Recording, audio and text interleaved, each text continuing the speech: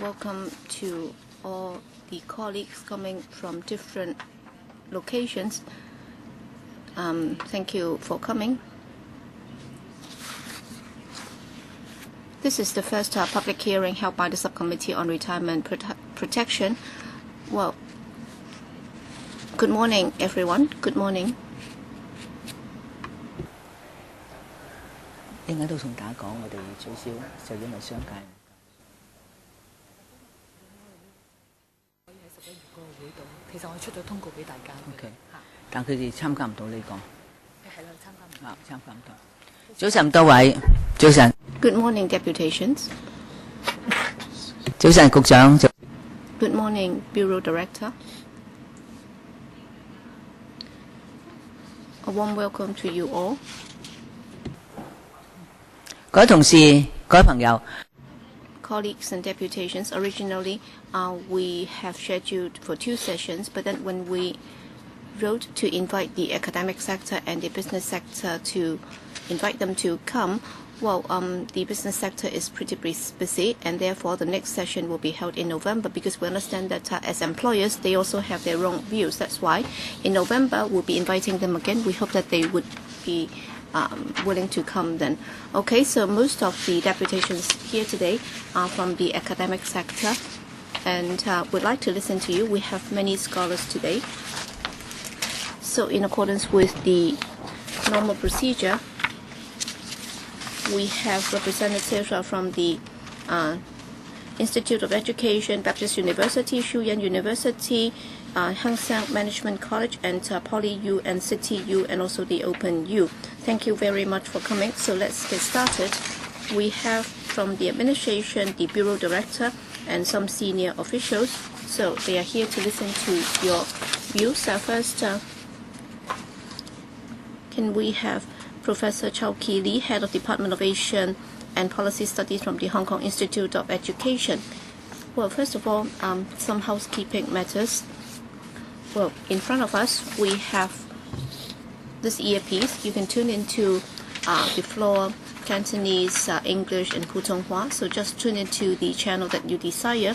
And amongst the academics that are here with us, we have a submission from a Chinese U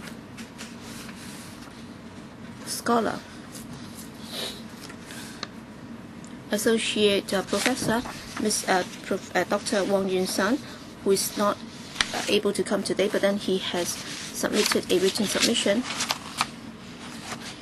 And the public hearing has invited many people from different sectors, and that's why just a couple of words on the housekeeping. So under Cap 382, Electoral Powers and Privileges Ordinance, it does not cover the remarks that you're going to make in both your written submission and oral submission. And before you come, a guideline has been sent out to you by the Secretariat staff, and please note the guidelines in there with regard to security matters.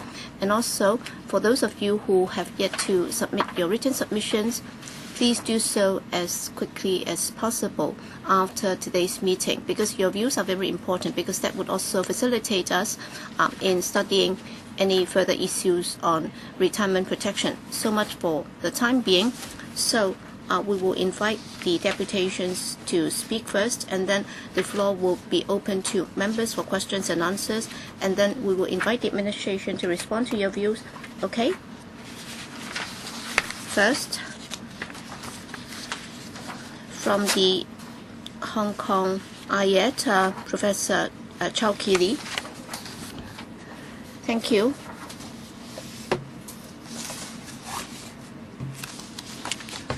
In fact, in August, we have already published a report.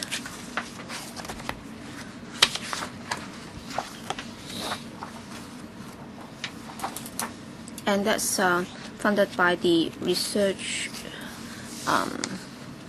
grant, and supposedly it's going to last for several years. So we try to resolve the problem of the income gap and also the gap between the rich and the poor. And we also have to have a sustainable and affordable retirement protection system. So I'm not going to labor you with the background, but then with regard to the 5 pillars as proposed by the World Bank, we have already done this. That is the pay-as-you-go mandatory retirement fund scheme. So we have already got that. But then the most important thing is that according to the World Bank, the main purpose of such a scheme is to alleviate poverty, and secondly, those who are capable of taking care of themselves should prepare for rainy days, and therefore they should save for their retirement. And therefore there are different schemes to help those in need. In terms of poverty alleviation, we have the CSSA and the OLA, the OAA, and also Social Security, and also housing, healthcare assistance, and even the $2 travel fare scheme. And then for those who are better off, they can save for themselves, they can contribute to the MPF scheme, and they can also have their own savings. So if you look at Hong Kong people's personal savings, we are talking about something like $400 billion, and also for the MPF accumulated funds, we're talking about some $500 billion. So for personal saving, it's not really that much less than the accumulated funds under the MPF scheme. So if you look at the different purposes of the different schemes and the different initiatives to improve the retirement protection system, all right, once we are aware of the purpose, then we will have to resolve the following 3 issues. Do we need reforms, and how are we going to do that, and how are we able to assess the effectiveness or otherwise of such reforms? And 2 years ago, the administration published a report on the poverty situation in Hong Kong, and they talk about some 33% of the elders are living below the poverty line. That's why when you talk about a retirement protection scheme, poverty alleviation must be one of the most important objectives under such a scheme. Last year, the administration also implemented the OALA, and the purpose of a study is to look at the OALA to see if it's been able to alleviate poverty amongst the elders, and also for the next 27 years, what's the extra spending incurred to the government, and also for the most popular reform packages, what's the impact on poverty alleviation. We have the universal old age assistance, and also increasing the OALA to $3,000, and enhancement of the elderly CSSA, because for many of the existing problems, they involve elders not eligible for applying for CSSA. That's why we propose that we should implement certain measures so that for these elderly in need, they would also be able to be eligible for CSSA. Our study includes data from about 8,000 tenants, and we came up with a micro-simulation modeling program. And a lot of countries have used this system to assess the impacts of different models and the financial viability.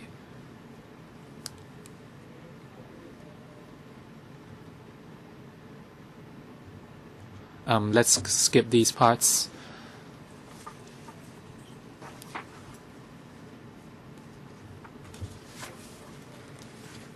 Basically, after using this model, we found that after the implementation of OALA, the extra expenditure comes to $300 billion to around $10.8 billion per year.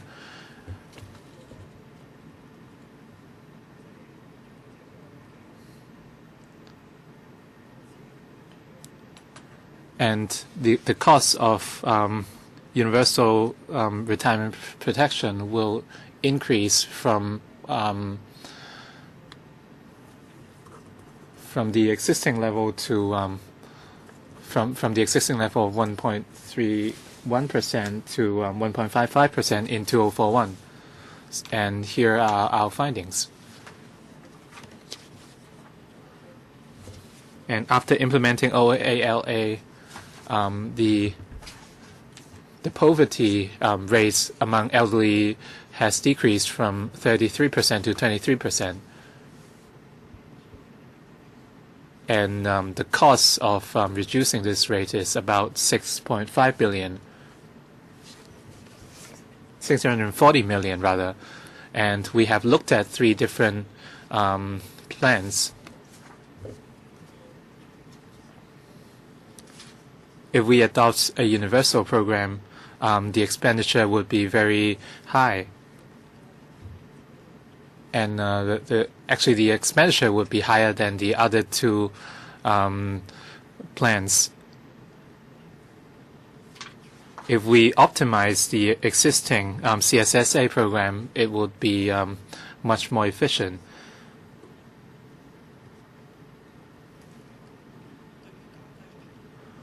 And on the reduction of the on the decrease of the poverty rates, this approach is less satisfactory than optimizing the CSSA program. And we have to be clear about the purpose of retirement protection. And we should optimize some of our existing measures on poverty alleviation. And if our objective is to help people to be self-sustaining, then we should adopt retirement protection. Thank you very much. Next up, Dr. Billy Mack, Associate Professor, Department of Finance and Decision Sciences from the Hong Kong Baptist University. Thank you very much. I would look at the matter from a financial perspective to see whether universal retirement protection is effective. And just now, Professor CHOU has made a very detailed analysis.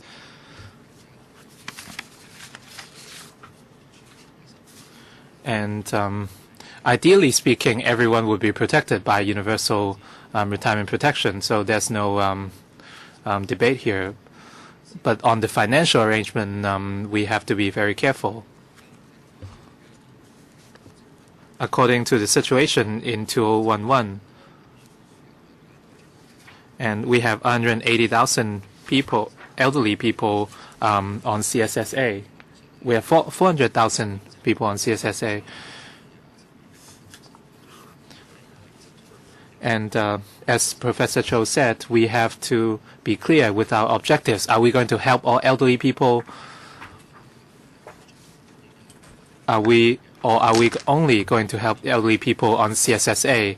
And on the viability, I can share some statistics with you. According to our population structure in 2011, each elderly person is supported by 6 working persons, and the average costs borne by each working person is around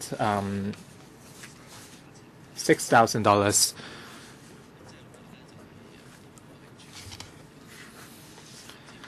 If the cost is completely borne by the working population, the costs would be 3 times the existing level. So financially speaking, this is a challenge. And the second question is, when we look at the government's expenditure, and according to the principle of big market and small government, and if we cap the expenditure at a certain percentage of the GDP, it will be very difficult. And the cost of social welfare is more than $50 billion.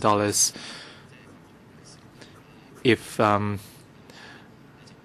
let's assume that each person receives $3,000, the total would come to more than $30 billion.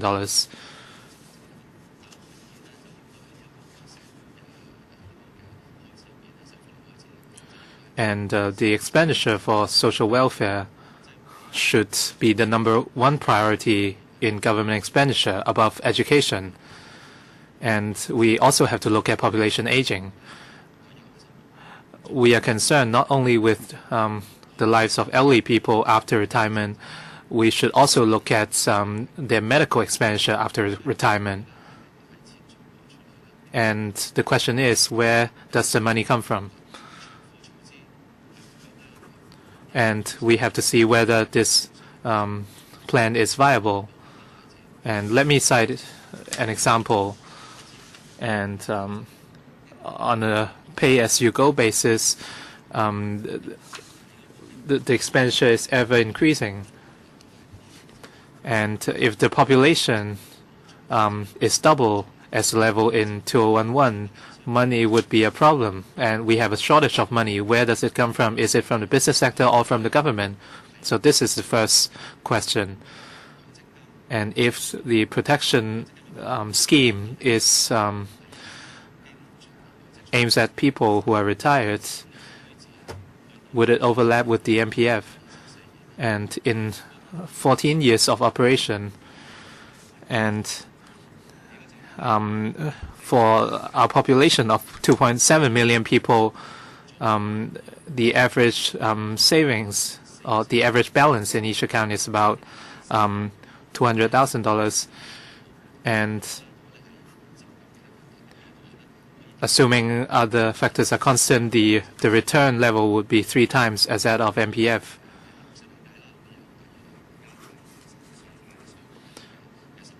And the average life expectancy right now is 80 or 81. And each person can receive $2,000 or $3,000 per month on average. If the return rate is 4%, 40 years later, you would get around $3,000 per month, which is at a similar level as the Universal Retirement Protection Scheme. And deducting all costs and expenditure, I have my doubts. The main question is, some of our retired and elderly population are under poverty, and these are people we have to take care of. Are we going to pay extra attention to those under poverty for people who can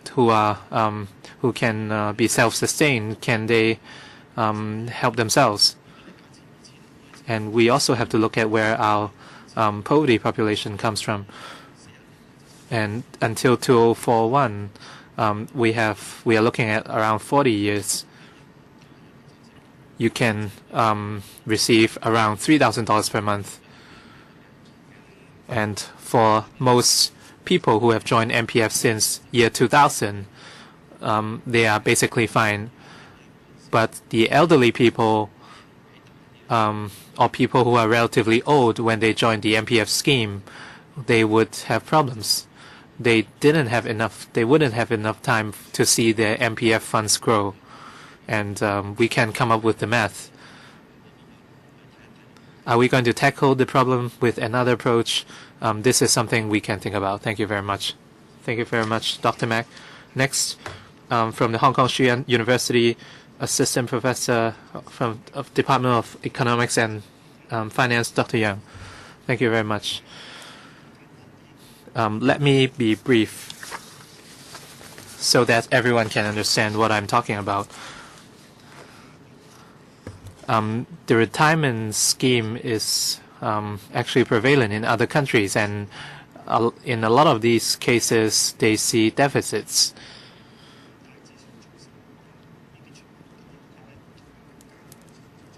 And the main reasons, there are 3 main reasons for deficits. First, as Professor CHOU and Dr. Mack said, and the working population is inadequate to support the increased expenditure from the population growth. This is the main challenge. And this is the most common problem in other countries, because we are relying on the income of the working population. If the gap becomes wider and wider, the pressure is on for the government, and you can see this problem in many countries in Asia and Europe. And the second reason, and for retirement protection schemes managed by the government, it must be relatively safe and conservative because the government cannot bear very big risks. And this is something we can work on. We can do better with our investment portfolio. But all schemes which can lead to potential investment returns share the same problem, and that is there's a risk of losses. Taiwan came up with a report that the Taiwan government might go bankrupt, and a lot of the Taiwanese people had doubts whether or not to continue with the funds. And the third reason is the economy. And in a climate of recession, you can see that there is no sign of a recovery in the global economy, and the rise in unemployment would lead to problems in paying back the funds required for retirement protection. And usually, without a retirement protection scheme, we can see that a lot of people in Hong Kong have saved up. And part of the pressure is borne by the individual savings, and the government can focus its money and efforts on helping those who cannot provide for themselves, as well as the elderly people. And after establishing the retirement protection scheme, this is a promise. Whether or not I have savings or not, this is a promise from the government, and this way the government would lose flexibility in adjusting to economic conditions at that time.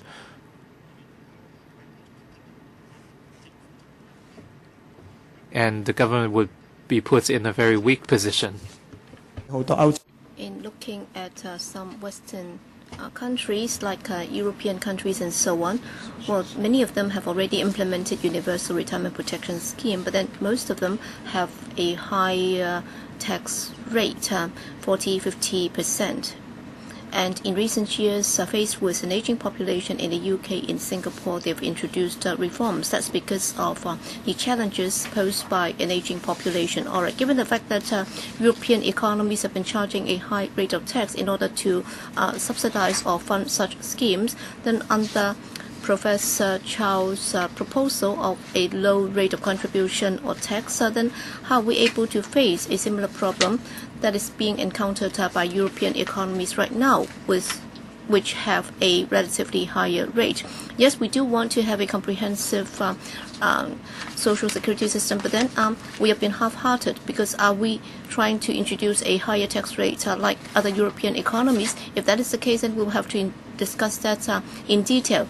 If that is the case, then the administration will have to be responsible for everything. And if we are just half-hearted in doing so, and if we just learn half of the experience of the others, then we will not be successful. If we do not introduce tax reform, if we do not intend to become a welfare country or welfare state, and still if we want to introduce something under a capitalist system while we try to take care of all the poor people, then we may not be able to achieve that. Thank you. Next, from the Hang Seng Management College, Dr. Lee Wing Yan, Assistant Professor, School of Decision Sciences. Chairperson, Bureau Director, and everyone, good morning. I'd like to speak from the actuarial perspective, because right now, from the actuary perspective, worldwide, yes, people's life expectancy is increasing. For longevity in our actuarial perspective, there is a risk that is linked to longevity. But then if there are more people working and if the ratio also lengthens as a result of longer life expectancy, then would that affect the amount of welfare or universal retirement payments? Will that also substantially go up as a result of people living longer? And under a pay-as-you-go system, if adjustments have to be made, then first of all, we have to have a principal sum. So it's not that we will only be getting the sum when it's needed. Alright, the risk might be somewhat lower because we have already got a sum of money which can be invested right now.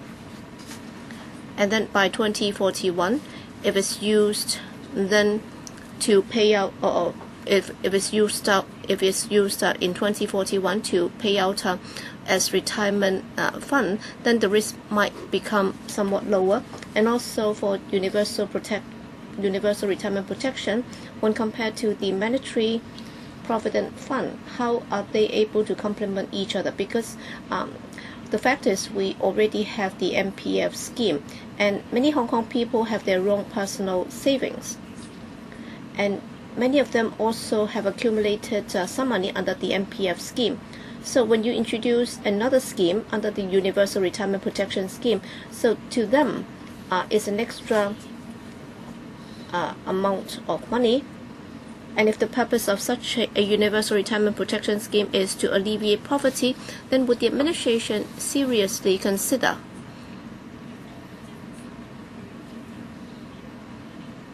introducing a scheme whereby people might be getting different sums for different levels of income, so that appropriate assistance will be given to the needy people, and then for the rest, they are just getting a token sum as a token of respect for the elderly.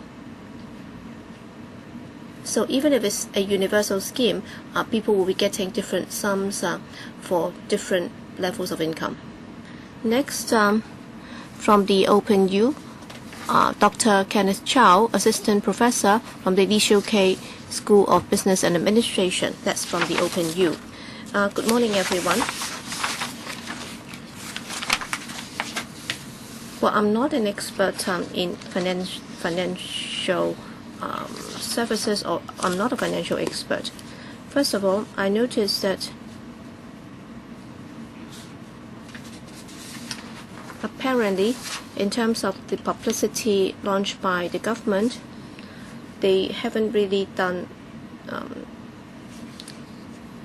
an adequate job, because if you look at some chambers of commerce, and also when I talk to people on the street, very few of them are aware of such a program. So when there is very little publicity and very little awareness about this, then when we consult the public on the issue, the quality of the feedback might be affected. So when we introduce a scheme, or when we do publicity, if we're able to do a bit more, for example, if we are able to do it more extensively using multimedia, then that might be better. That will help bring or enhance the awareness amongst the public, and that would also help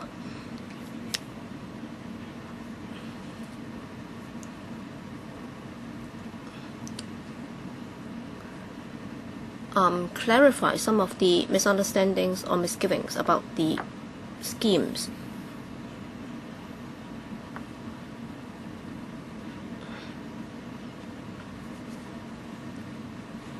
There has been some talk about extending retirement age, and if we are able to do it a bit faster, then some employers and employees might benefit. In other words, there will be more people who will then be able to contribute to the scheme if they retire a little later.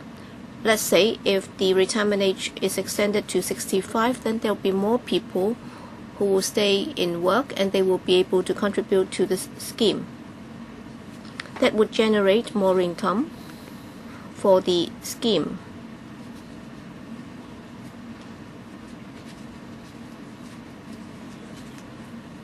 I also noticed that mention was made about investment and whether or not the revenue generated from such investment will be adequate to fund the scheme. Well, and I understand that there might have been some surplus in the contribution, and can we step up investments in the sense that some of the funds will invest in government's I-bonds? And is it possible for the FSTB, the Financial Services and Treasury Bureau, can also help in investing some of the funds?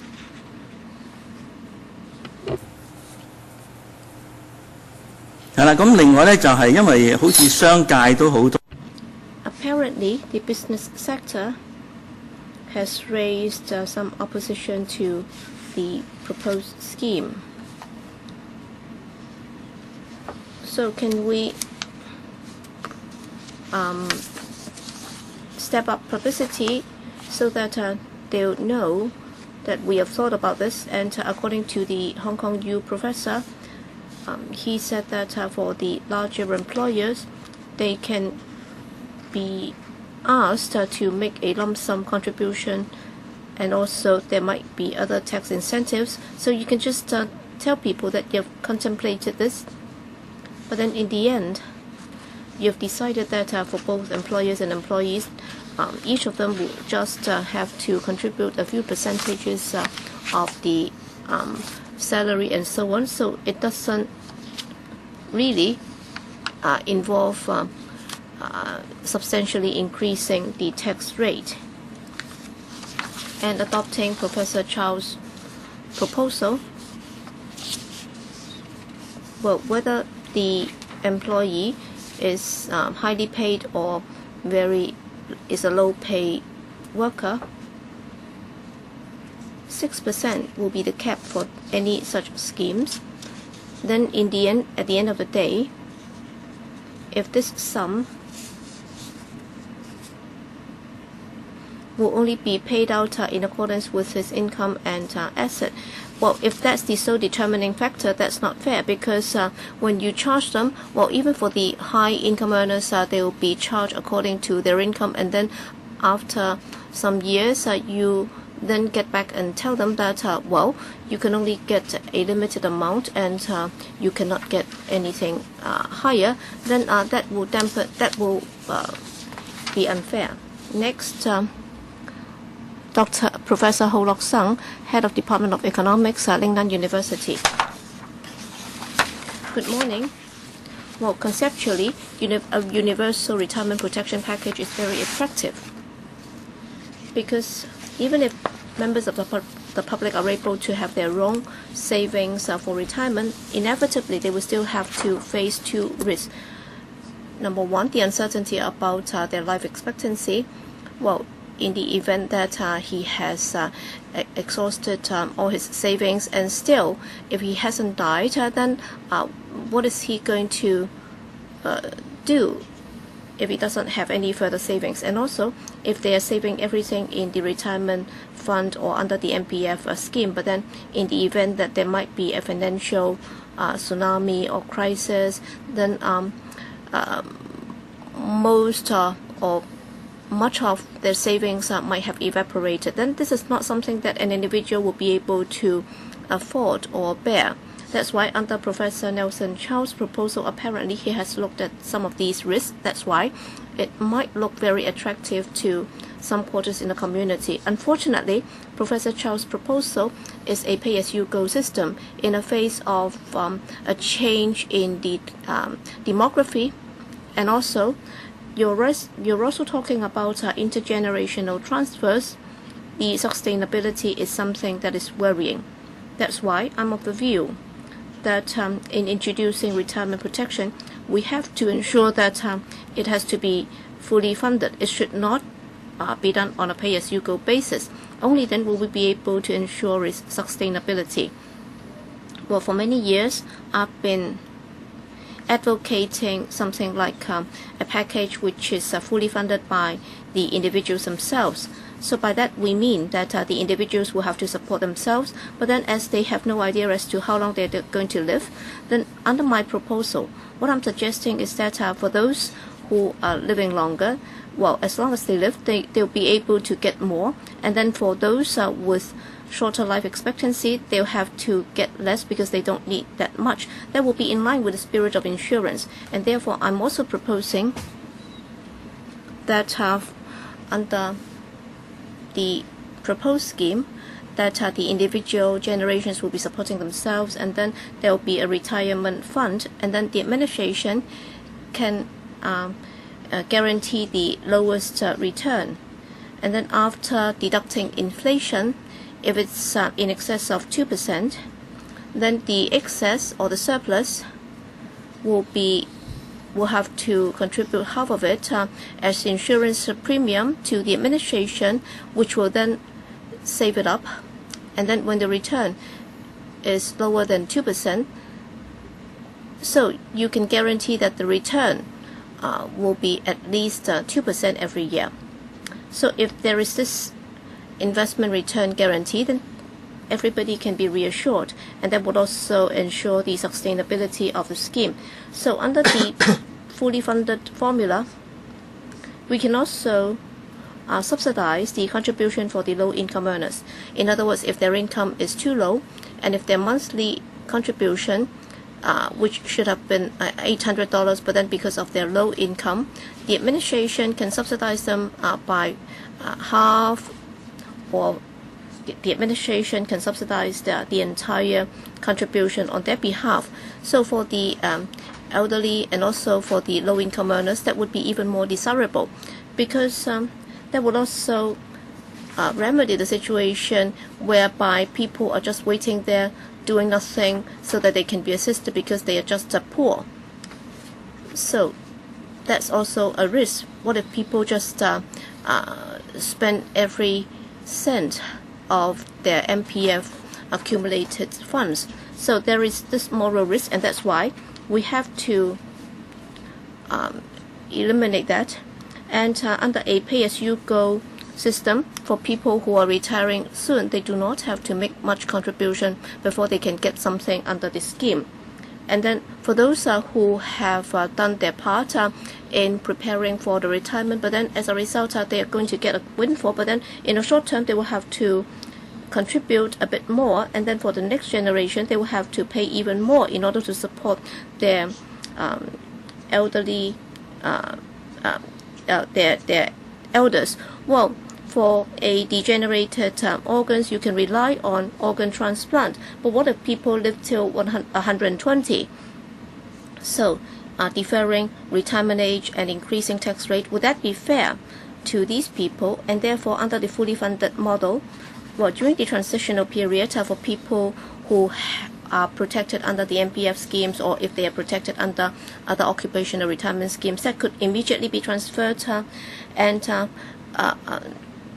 that could immediately be transferred to other forms of contribution. And then for the remaining installments, you can calculate that on the basis of the number of installments that they are entitled to. I mentioned that the government can contribute can chip in to for the contributions of low-income working people. For some of these people right now, they do not need to make contributions themselves, and the employers would make contributions for them. And the reason is that they cannot afford the contributions. They cannot even afford their basic lives. And this idea also applies to the MPF. And that's all I have to say. Thank you very much. Next, and Dr. Yuen Wai Kee, Associate Head and Assistant Professor, Department of Economics and Finance, Hong Kong Shui University. Thank you very much, and good morning.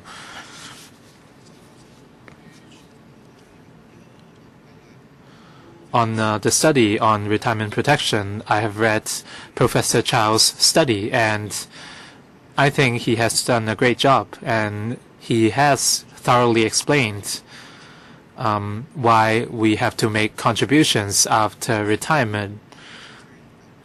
Since I haven't done a lot of studies, I'm not going to comment on this study. Basically, I study with Professor CHOU's report, so I want to focus on some of the issues mentioned by Professor CHOU, and the key suggested in the report is where does our money come from. And I've done some math, and I found that we don't have enough money. And we are facing risks such as economic recession and population aging. And these are very obvious facts. I'm sure everyone knows about these. And we have to consider one point. After hearing what everyone has to say, I'd like to point out that there is a big problem in Hong Kong's tax system. A small percentage of people are feeding the rest of the population, so we are always under deficit. But the point is, the Hong Kong government always has surpluses. So the Hong Kong government is proposing for the working population to make contributions. Right now, the majority of the taxes are indirect taxes, such as land taxes. If you are asking the working population to feed the retired population, we can never solve the problem, and that is, where does our money come from? I agree with universal retirement protection, so I've been thinking where our money can come from, and the only answer is a tax reform. We have to introduce taxes, and these taxes aren't borne by a small percentage of the population, and the fully funded and PSU-Go systems are both funded by a small percentage of the population. No matter which approach you take, we don't have enough money. So this money cannot be borne by a minority. And these additional taxes can withstand fluctuations in the economic cycle. Economically speaking, with population aging, the economy would suffer. If you only count on contributions from employees, and it's obvious that it doesn't work. We can consider two types of taxes. First, retail tax, or GST, or you can say it's an elderly tax, so to speak, and it can take many forms. And the sales tax can offset the expenditure incurred by retirement protection. And the spirit of the scheme is that you will receive money no matter whether you're retired or not. And sales tax is a regressive tax system, and the poor people will actually have to pay more. And of course, sales tax is very controversial, and the advantage is that it can withstand the fluctuations of the economic cycle.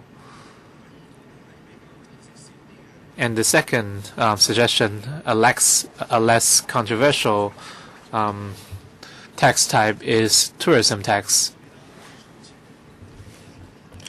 And according to earlier reports, we will have more than 100 million people soon. And if we receive a few $100s from each person, we would have a substantial amount. And we can see that tourism will become more and more important in Hong Kong, and this is something which will never change. And in the climate of a fluctuating economy, the impacts of these fluctuations to income would be relatively minor. If some of our population can support this, the government expenditure, another point is we can cut costs. Assuming each person receives $3,000 in retirement protection, can we, instead of giving a fixed amount of $3,000 to everyone, can we divide the population into two types? And those who receive $3,000 per month must undergo a means test. According to what other scholars have said, according to the calculations, some of them already receives MPF, and a lot of them already have enough savings for retirement. And as such, the government can save a lot of money. And we can also make this scheme fairer. And this way we can also optimize the existing system. So we would not give $3,000 to everyone. And we should conduct means tests and look at criteria such as age or other factors. So that's all I have to say. Thank you very much. Next, also from the Hong Kong Shu University, Dr. Poon, Associate Professor, Department of Economics and Finance. Thank you very much. I think you all agree that elderly poverty is getting more and more serious in Hong Kong. And for OALA, which was implemented in 2013, is problematic. We see that as people age, the expenditure of OALA is very high. The pay-as-you-go system cannot afford to pay for these people. So who are making the contributions? Where does the money come from? Of course, the business sector would say no. And those who can provide for themselves are unwilling to contribute, and those who cannot provide for themselves cannot afford it.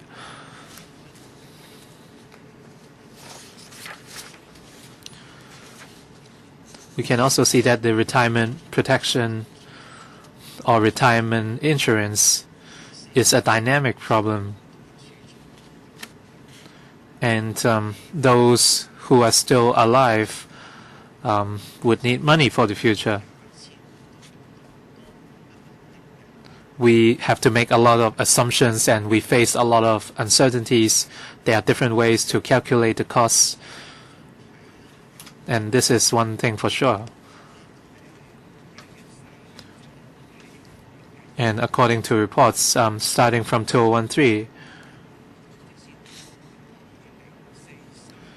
and over a 30-year period to 2043, but as you all know, 2047 is a critical year for Hong Kong. So why doesn't this scheme end at 2047? Population aging is a process, and there's a start and an end. Japan, for example, has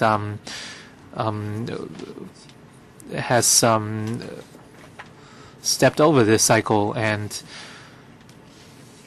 population aging will set in at around 2016. And I don't believe that it will persist until 2047. Sri Lanka has withstood a very long cycle of population aging.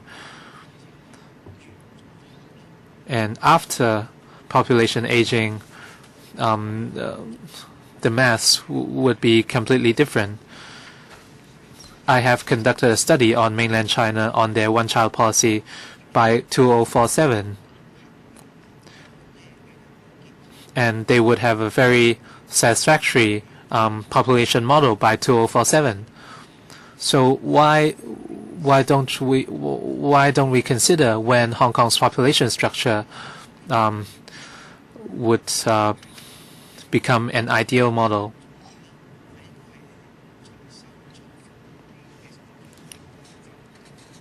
I see that some people would prefer a hybrid between a pay-as-you-go system and a fully funded system. And by combining both systems, we need a lot of money. We have to think about two problems. First, who would manage the funds? If it's like MPF, the service fees are very high and it would become a great concern. And second, return on investment. Of course, we are uncertain because of fluctuating economic conditions.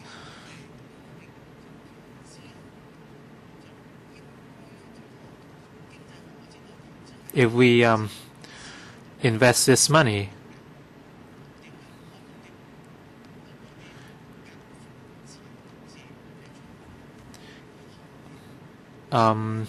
for certain industries which are near monopoly, such as MTR, why don't we open up these industries and allow everyone to be the boss?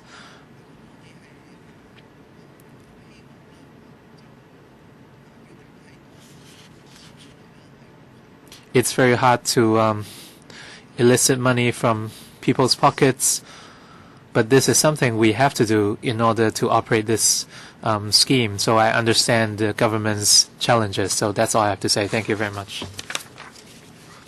From the Hong Kong Xuyan University, Dr. Joyce Cheng, Sao Han, Head of Department of Social Work.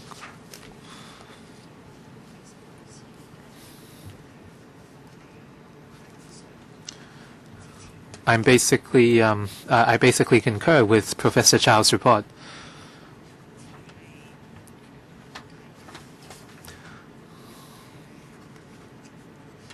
The poverty not only mentioned poverty alleviation and elderly assistance, it also mentioned some very important and correct principles. As far as universal retirement protection is concerned,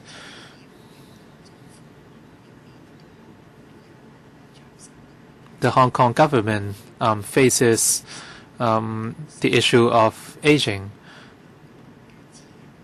and we also have to implement the United Nations guidelines, and the government also faces a lot of problems. Okay.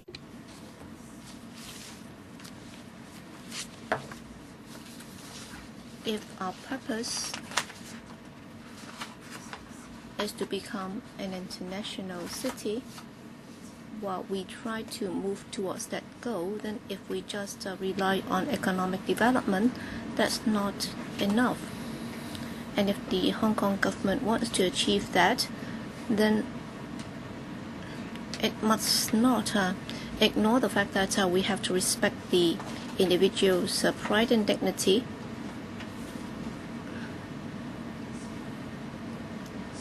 to ensure that the elders are well supported during their sunset years, then the administration must do something about it.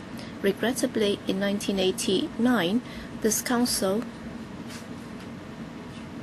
rejected the proposed universal retirement protection scheme, or the old age pension scheme. As a result of that, during the next 20-30 years, we have not been able to get a better scheme in place. As a result, we have seen an increase in the needed elderly population. And Dr. Chow has come up with several recommendations, and I support them, because if we just rely on one sector of the community, well, economics teach us this. That is, we have to lower the risk, and if we want to do that, then we will have to have different forms of savings in order to save for our retirement life. That's why you have to have different pillars, 3 to 5 pillars, so that you can have a basket of different forms of investment in order to achieve the objective of protecting everyone in their retirement. And of course, we all have to contribute, and everyone has his own responsibility, while the government also does this share. And for large consortiums, they also have their own social responsibilities for their employees. And I believe that if we are able to put our heads together,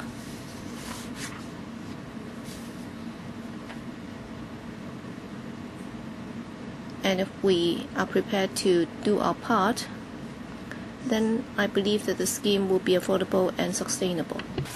唔該晒教授。繼續呢就係 Thank you, Dr. Chang. Next, we have Ms.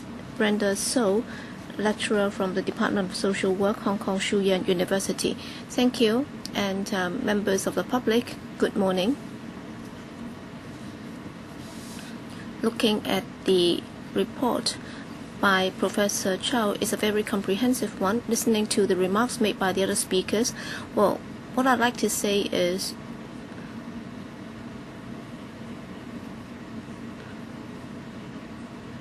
if you look at the core values that we have, we are in favor of the concept of respecting the elderly instead of introducing a scheme to alleviate poverty. Should we just stop at alleviating poverty? In fact, we have already got the CSSA scheme to help the most vulnerable in our community so that they can be protected.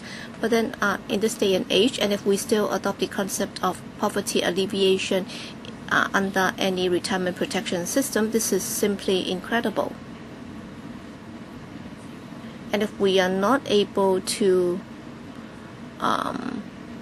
agree on this concept, yes, it's always good if you can lift people out of poverty, but then it's not enough. We have to respect the elderly.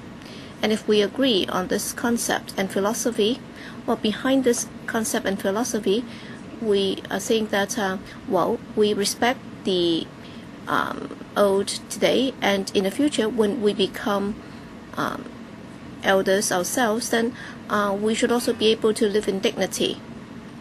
And the government, our family members, and ourselves will all have to play a part in ensuring a dignified retirement age so that our retirement life can be protected. That would ease the burden on our family members, and that would also help ease the pressure on the elders, resulting in a more harmonious society.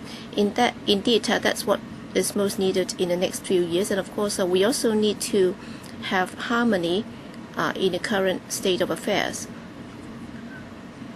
And as far as universal retirement protection is concerned, all right, when I was still a teenager, we already started to talk about this, and now I am an adult and nearing retirement. But then we've been talking about this a lot. But then, is it able to be self-sufficient? In fact, many speakers have made very good remarks about this. My personal view on this is, well, when it comes to the income of the system, and according to the report, the reporter proposes a way under which an elder will be eligible for it. For example, he has to be a permanent resident, and he has to be but then I do not agree with a 3-tier system. In fact, we are complicating matters if we introduce such a 3-tier system, and the more cumbersome the scheme becomes, the administrative costs will be more hefty. In fact, if we try to do that, why don't we just give the money to the elders. That would be more practicable. And if we are very concerned about the affordability or otherwise of a scheme, then for elders reaching the age of 65, and if their annual income still exceeds $10 million, then you can advise them not to receive it or get it. Then that would help reduce the spending.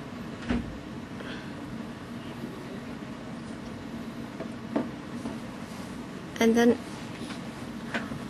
on income for the scheme, I think ensuring a sustainable or steady level of income would be important. And then on retirement age, the administration will have to think hard about this. Can we defer it until 65, as some colleagues have said, so that the scheme will be able to get more contributions? All right, if the individuals are still able to work, then they'll be able to contribute to the scheme, and then the level of assistance from the administration can also come down. So that would help not just increasing the revenue for the scheme, but also lower the expenditure by the scheme. And according to some actuarial calculation, if you look at the aging population, the population profile and so on, it's not that we don't have money right now. Well, very often you talk about economic cycles, there are ups and downs.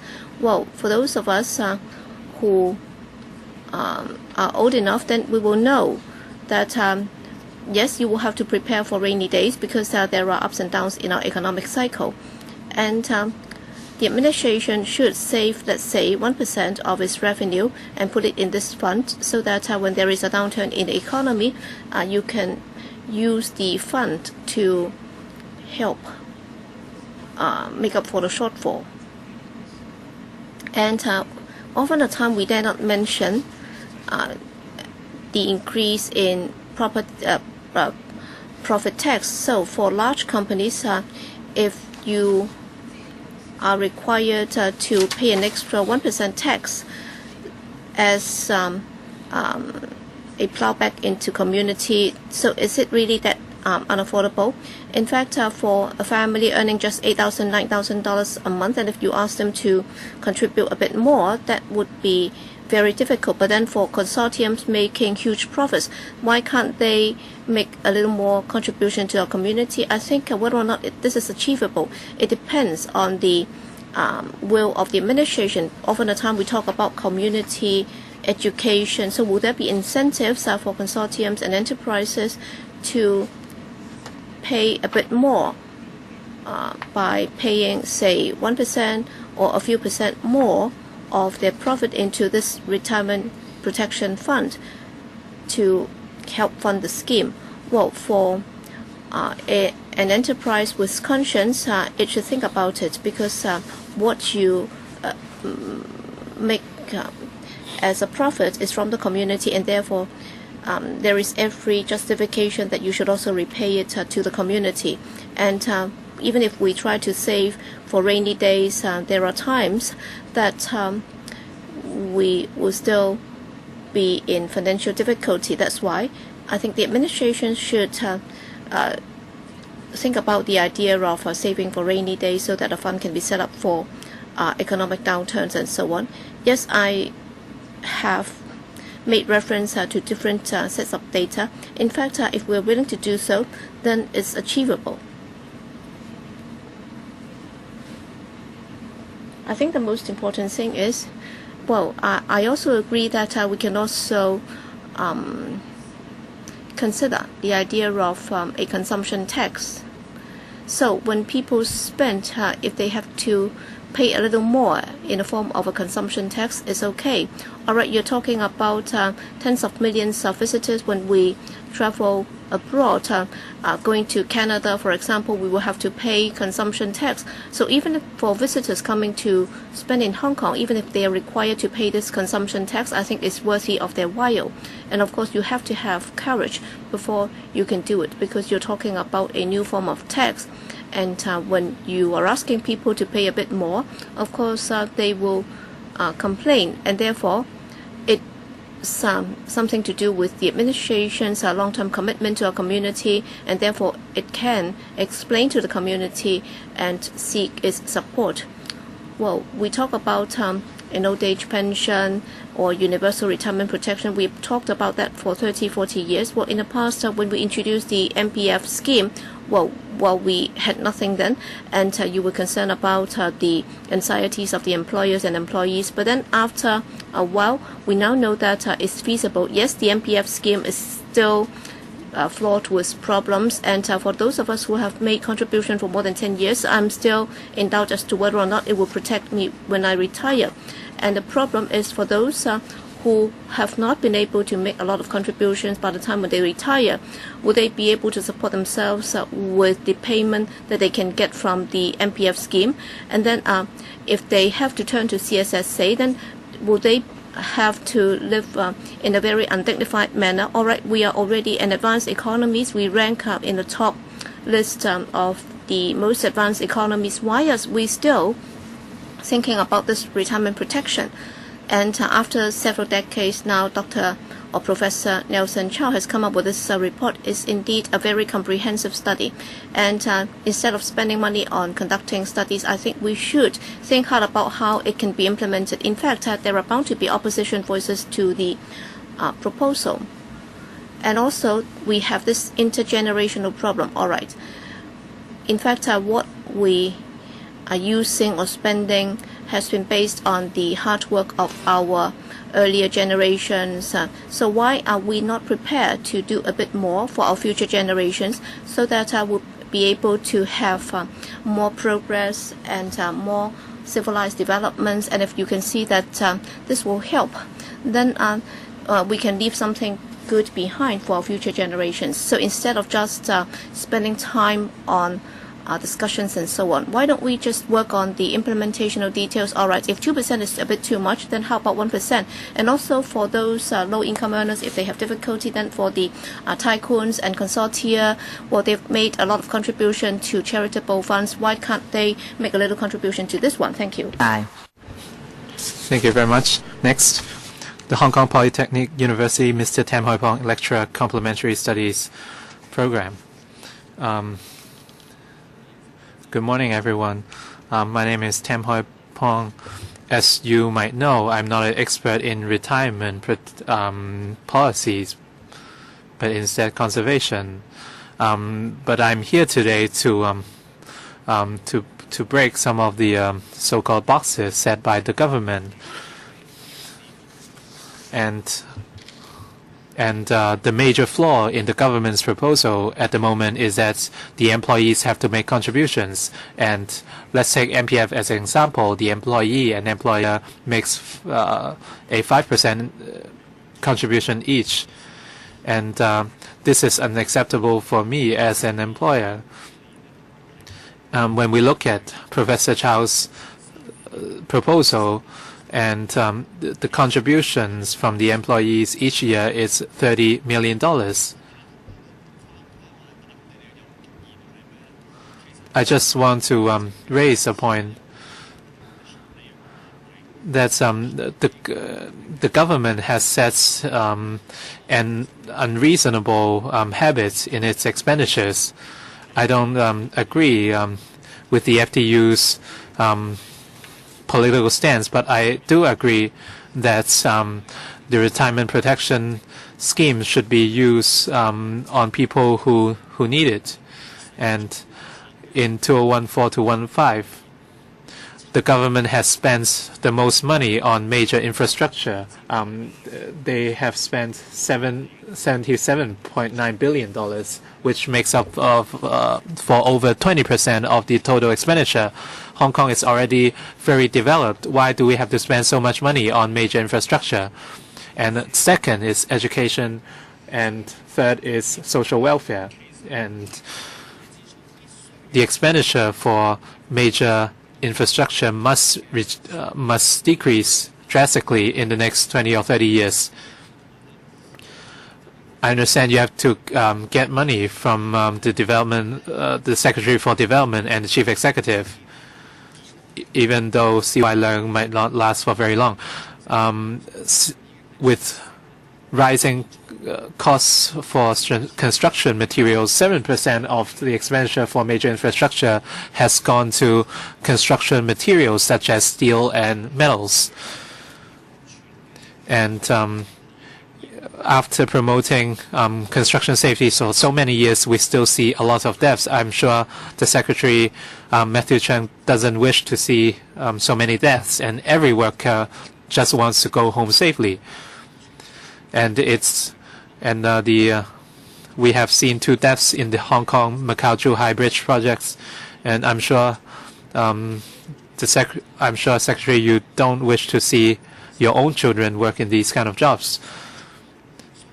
And a lot of you're facing a lot of challenges in many infrastructure projects. So under the circumstances, we must reduce the amounts of major infrastructure projects.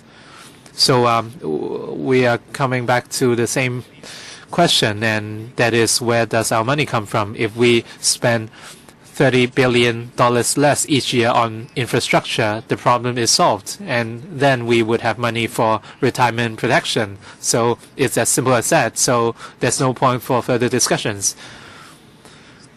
And we have to break a lot of existing financial habits. We have spent a lot of money on land funds because it has very bad impacts on our environment. We have to cut down a lot of trees, and the first impact is the environmental impacts, and second is the impacts of major infrastructure. If we reduce the number of projects, then we would have money for retirement protection. And you would, Mr. Cheung, you would find it much easier to launch your major infrastructure projects. And according to Professor CHOU's reports, the money saved up, it would be enough for 6 to 8 years.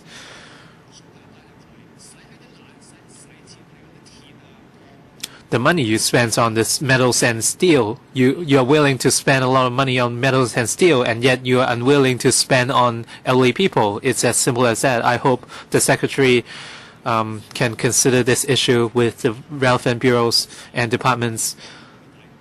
So please don't be obsessed by major infrastructure projects anymore.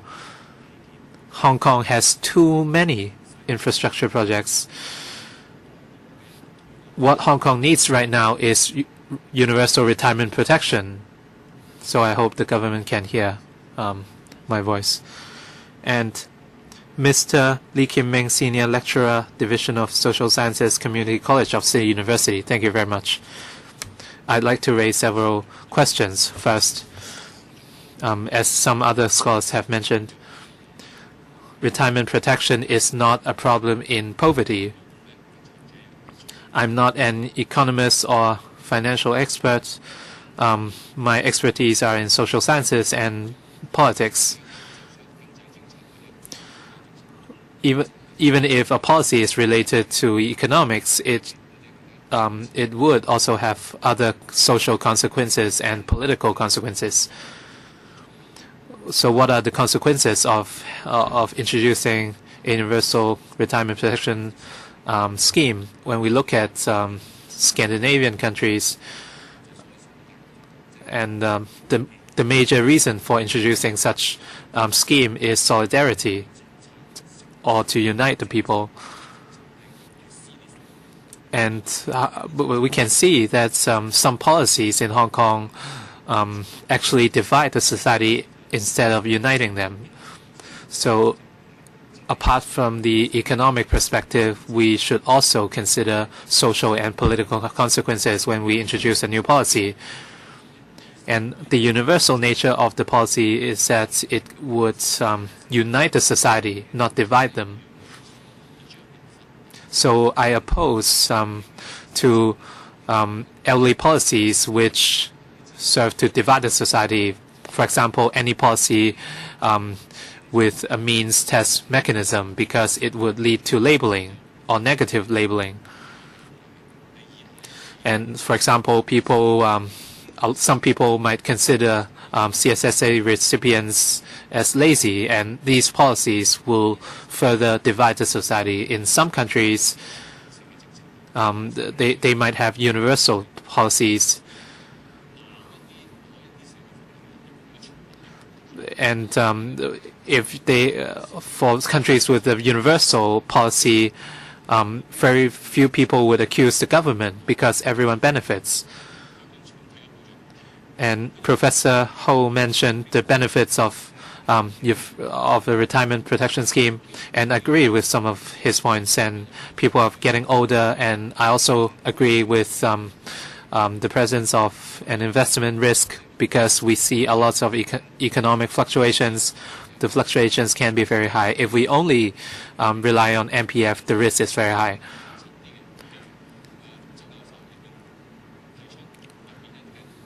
We have some safer alternatives, such as those mentioned by Professor CHOU.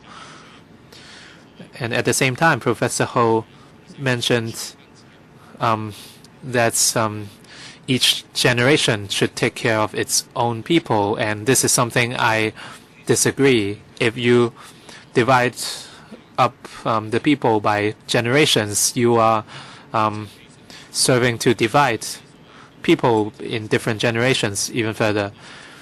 The Republican Party in the U.S. always says that the youngsters should work harder. This is something perhaps Hong Kong would also face.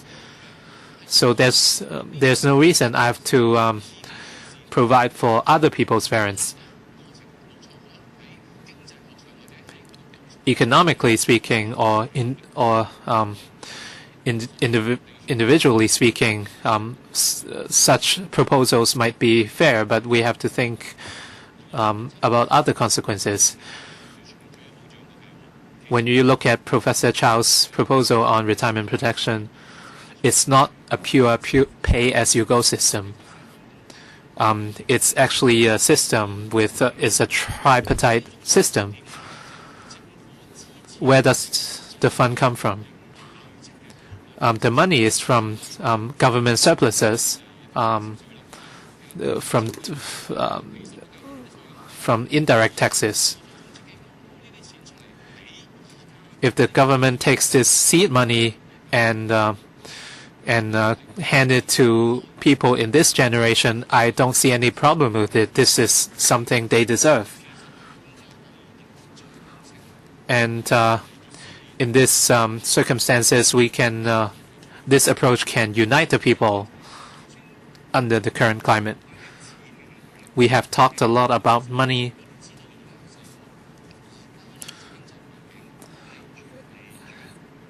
And our economic conditions are more and more complicated, and which means that less and less people are economically secure.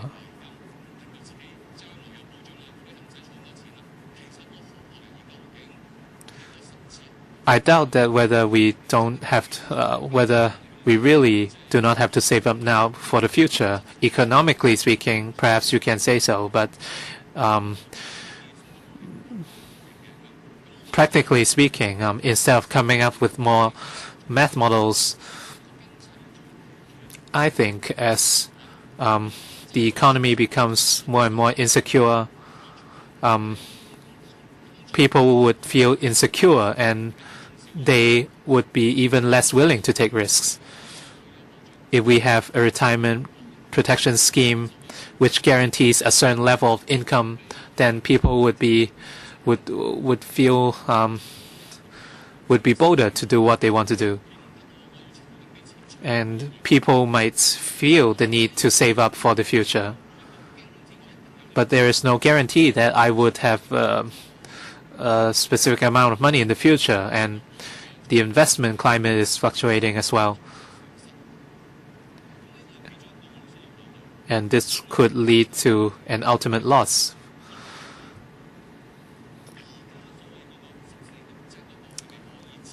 And we also have to look at sustainability. As mentioned by Professor CHOU in the report, this is actually sustainable. Some people said that we have a big surplus.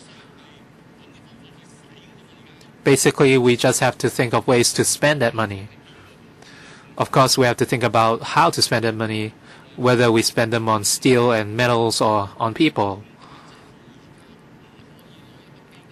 I don't see why the government cannot set aside a fund for tripartite contributions.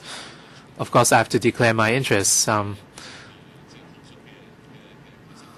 an academic consultant of the Universal Protection, Retirement Protection Commission. We have a political concern as well. We won't touch MPF. We are just moving the money aside to another pool. So I hope the Secretary and members can consider this point. And in many countries of the world, the major reason of failure is their systems. If we agree that the protection scheme is necessary,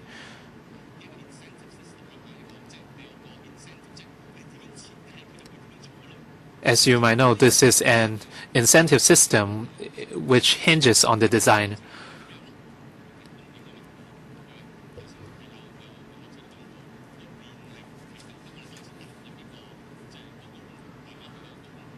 Hong Kong is entering a peak period for population aging, but after the peak period, we would see profits in the money. And as Professor CHOU has mentioned in the report, the plan is sustainable, and pressure tests have been conducted. So we have to be clear about these points in order to know where we are going in our protection scheme. So we would also like the Secretary to read this new book published by myself. So we would pass on your book to the Secretary later on. So first of all, I'd like to thank the academics and government representatives. So I'd also like to thank members of this group. This meeting will end at 11:30. So I'd like the government to respond first, and then we would invite questions from members. And after that, the government and the academics can respond further. You can raise your hands if you have questions. Hopefully, through our discussions today, it's okay if we have different views. The most important thing is to gradually come up with meaningful discussions for this long-standing problem of retirement protection. Okay, 5 minutes for the Bureau Director to respond to the remarks just now, and then for questions raised by members, and 3 minutes, and if there is a need, then we can extend the end time for this meeting. All right.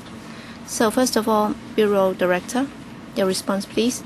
Yes, thank you, Madam Chair, and the dozen or so academics. Thank you very much for coming today to give us your valuable comments. First, let me update you on the position of the administration since the release of the report. Well, last time when we came here, when we met with you, Professor CHOU and his team were here. That was on the 29th of August. He explained to you the details of his report, and he also answered some questions. And today's public hearing is also very important. Indeed, during the interim, originally on the 29th of September, we have arranged for a poverty alleviation or poverty commission's meeting to discuss the report in detail. Regrettably, because of the Occupy Central movement, the meeting did not go ahead. That's why we have to reschedule the meeting to a future date. So this is what I'd like to report to you, because for the second meeting of the Poverty Commission, because of the Occupy Central movement, we have not been able to have that meeting. And also, there was supposed to be another conference to be held on the 4th of October, but then we also did not go ahead with that conference because of the OCM. So that's the situation.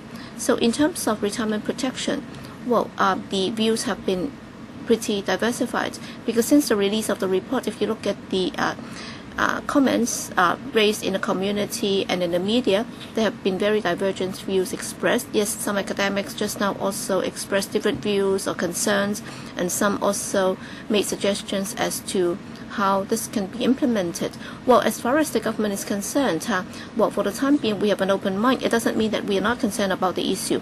I have to reiterate that if you look at Professor CHOU and his team's report, that's in line with the purpose of engaging the team from the Hong Kong CHOU to conduct this study, because we have taken the initiative to engage Professor CHOU in doing this, because for many years when we talk about the several pillars and also universal retirement protection, we believe that we should conduct a more objective, comprehensive assessment, and therefore we have to look at it from different perspectives. Just now, as some academics have pointed out, all right, if you want to have retirement protection, where does it stand? Are we talking about poverty alleviation, or is it that it's not poverty alleviation, but then we are trying to concentrate the limited resources in some of the needy ones, or is it that it should be applicable to all who have reached a certain age? So I think the positioning is very important. And in different policy considerations, it would also feature very prominently. It's not just about the use of public funds.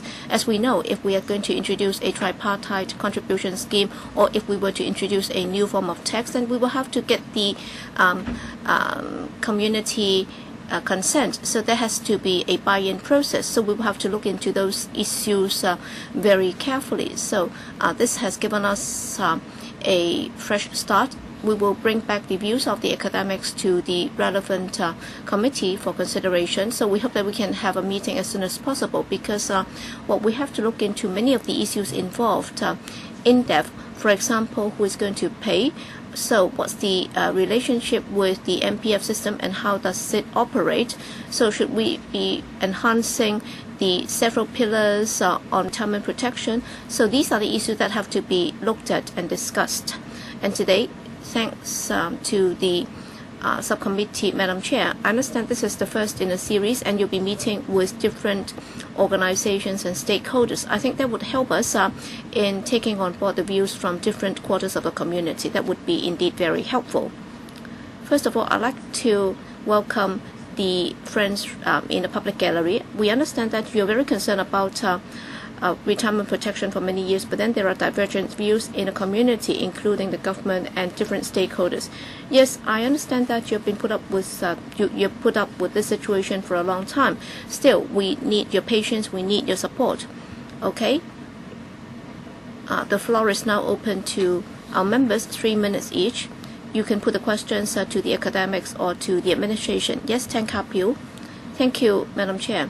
First of all, I'd like to thank the 12 academics from different institutions, their professors and academics who have come to us and given us different views. And Professor Kee-lee, you have talked about intergenerational movement and also the figures that we have today. So you have shared a lot of insight in the issue.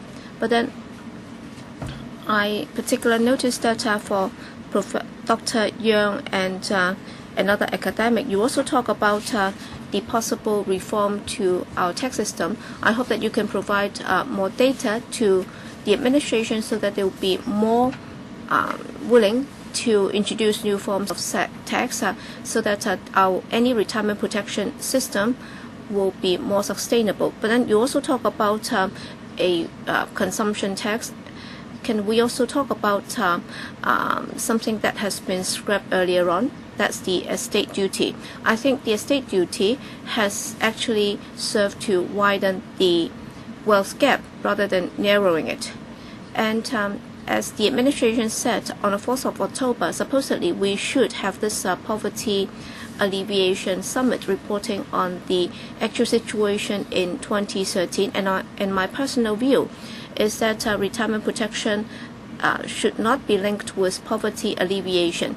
Yes, poverty alleviation has to be worked on, but then it should not be dealt with by way of a retirement protection scheme.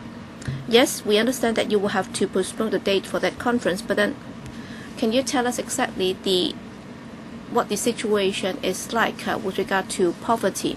And after all, the Poverty Commission has got this agenda in a summit or in its meeting. So do you have any proposal as to how we can take the matter forward? All right, we have an unsettled society right now. Yes, many people are concerned about constitutional reforms, but then what we have to show the community and the younger generation in particular that is that the incumbent term of government is willing to work hard on social reforms. In particular, for example, that would also include the establishment of a retirement protection system in order to ease their mind so that the younger generation do not have to worry about their future life. Well, just now we have been given some examples as to what can be done. So you will have to show people the commitment on resolving this problem. So can you answer these two questions first? Yes, Bureau Director. First, on the summit originally that was scheduled for October the 4th, we meant to announce the figures for the 2013, that's about the poverty figures, and I'm afraid we have to wait till until the meeting is held. But then the situation in 2013 has improved because for the OALA, some 420,000 elders have benefited. So to a very large extent, that has eased the problem of elderly poverty. And also how we can take the matter forward. Yes, we are very concerned about this, or else we would not have taken the initiative to bring that up, because the administration has taken the initiative to invite Professor CHOU to conduct the study. We would like to find a way out for this, but then in the process we have to take on board different issues and different stakeholders' input. And last time, after Professor CHOU introduced the report, we haven't had time to schedule another meeting. That's why we'd like to identify a date when we can have the next meeting. A lot of work will need to be done, and today many academics have given us their views, and we will have to work on that. Well, Madam Chair, this council has worked very hard in creating a platform for you to listen to views, so will you be prepared to do the same by creating a platform for stakeholders to give you their views? Yes, in the process of the deliberation by the Poverty Commission, inevitably it will discuss how it's going to take on board views from the community. So you're going to conduct another round of consultation. I dare not say so because we haven't had a meeting yet. But then I'm sure the Commission will be following up on the content of the report as to how we can take the matter forward. Well, inevitably, I think it will do further consultation. So you can also make this suggestion, that is the Subcommittee on Retirement Protection can write to the Poverty Commission asking it to conduct a fresh round of consultation. All right, the Bureau Director has passed the buck on to the Poverty Commission. You can take follow-up action. Next, Raymond Chen. Thank you, Madam Chair. I'd like to thank the 12 academics for coming. Just now, from what I've heard, some academics have expressed their concern about the sustainability or otherwise of this scheme. That's because of the risk of longevity. Indeed, you are concerned that people might live too long. So if everybody lives till beyond 100, then what's going to happen? So I'd like you to give us your views. That is for the eligibility age. It should not be set at 65. It should be linked to the average life expectancy of Hong Kong people. For example, for example, according to our census, if we find out that the life expectancy is now set at 86, then they can only get the payment when they reach 66. That would not require any amendment to the law. So I'd like to listen to the views of the academics. What's your view? Yes, Professor Yang? Am I coming through? Well, I've noted your party's proposal, but then there is one problem. I hope that you can think about it. Okay, so if we are talking about respecting the elderly or alleviating elderly poverty, well, for people retiring at 60 or 65, they are already concerned about their living. For example, in Japan, Singapore, and other economies, all right, if they retire at 60, 65, and if they are only able to get it at 66 or 67, then what happens during the interim 2 years? Because in many other economies, they also have this pay-as-you-go system, and they are also deferring their retirement age. But then what happens during the interim? For those in need, what is the government going to do to help them? Are you going to introduce another scheme to help them? Well, understand what you're trying to achieve under the proposal. But then if you look at the proposal by Professor CHOU, if you look at the age profile in 2014, it's already lengthened by 4 years. And then for women after retirement, you're talking about a retirement life of some 25 years. So if you look at the plateauing of the age profile, if you look at the World Bank's report, in fact, the aging population continues. So you're not sure whether or not this will plateau with the 20-year before the end of their lives. So, all right, if it's for the purpose of poverty alleviation, then you will have to think hard about this. And also, is it that our current old age allowance is not adequate because there is no means test? But then do we have enough money to put into that fund? And just now, mention was made about the land fund. Yes, we can think about it. And that would also help protecting the environment. The thing is, we will have to look at where the funds can be cut. Just now, I went to see the OCM. All right, some put up this banner in the barricade saying that the property prices should be equivalent to a certain index. So it's not just about infrastructure projects or airport projects. Well, in developing new towns, we also need to have new railway systems, and also there are some theories saying that infrastructure projects would also be able to lower the cost of certain things, and our property prices might also come down. But then are we overdoing in terms of infrastructure building? So can we do a bit more in spending more on respecting the elderly, so that for the non-means tested OAA, can we do a bit more? So that's something that we can think about. Yes, Dr. Ho Lok Sang.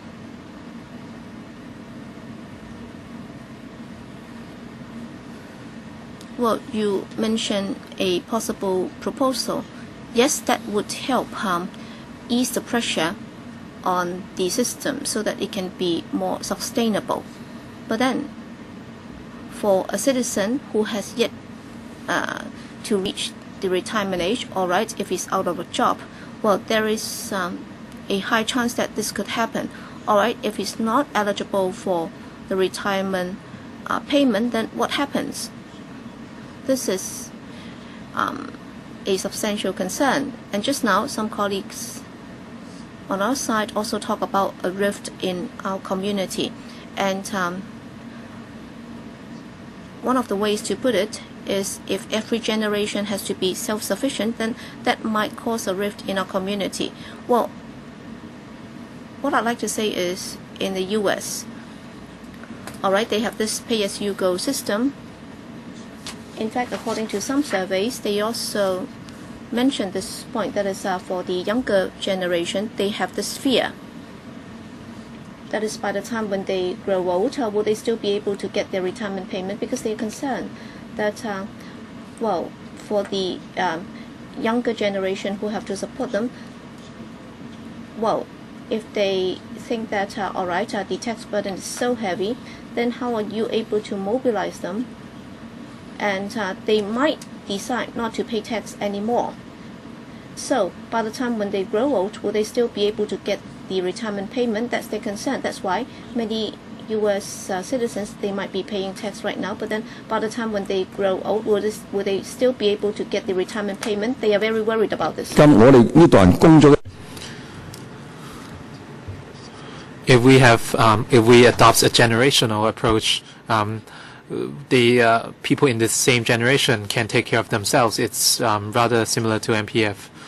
Those who live longer can continue, and those who live shorter have already quit this scheme. Well, everyone knows what their expected life expectancy is, so it's easy to do the math. So I've been promoting this approach for more than 10 years, and this is a truly sustainable approach. and people in the same generation can take care of themselves, and so there's no intergenerational pressure. Dr. Mack. In response to Mr. Ray Chan's question, we have to first understand that the life expectancies of men and women are different. Let's take 20 years as a baseline. And if we have 36,000 a year and the total comes to 720,000, so where does this money come from? I'll go back to the example of MPF contributions. Right now, the employee and employer in Hong Kong pays 5% each, and after compounding, after 14 years, each account has an average of $200,000, and you would have $600,000 after 40 years working. And this, we are looking at $3,000 per month, according to Professor CHOU's report. Under tripartite contribution of around 1 to 2% each, if the return rate is about 4% per year, and it wouldn't be enough to provide for $3,000 per month. How do we tackle the issue of universal retirement protection? If we have to make it universal, we have to address its relationship with the MPF. If both are for retirement protection, can they exist together, or do we have to optimize the MPF? This is a matter of principle. If retirement protection serves to alleviate poverty, I understand that some people are not working, and as such they cannot enjoy MPF protection. And it seems that these people are ignored, but let me give you some statistics. We have 3.5 million people working in Hong Kong, and they would have substantial retirement protection. The average family size in Hong Kong is 2.9 persons. So around half Hong Kong's population is working. In each family, typically 1 or 2 members are working, and typically each family has a child or an elderly person. We don't have to worry about the child. By the time he or she retires, he would have a considerable retirement payment. For single income families or double income families, they would have an elderly person. What do we do with that elderly person?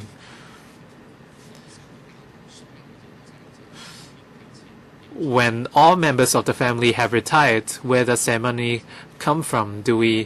How do we tackle this issue? Thank you very much. Vice Chairman, Mr. Peter Cheung. Thank you, Chairman. And I'd like to thank the academics here today. We have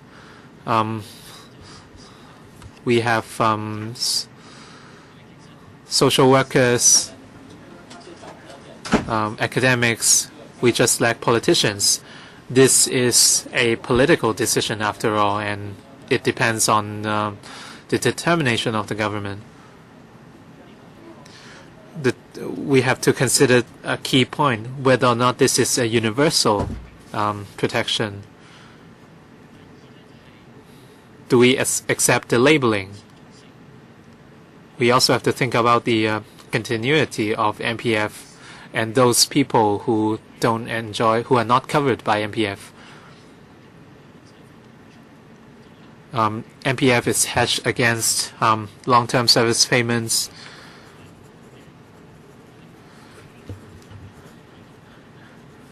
And as the Secretary said, people who are the low-income individuals and people who switch jobs frequently cannot count on MPF. And as Dr. Poon said, we have to tackle a severe problem, and that is we only have a few years from now till from 2020 to 2026, we face population aging. And Dr. Poon raised a very good point, and that there is an end. By 2060, we would see a drastic decrease in the aging population.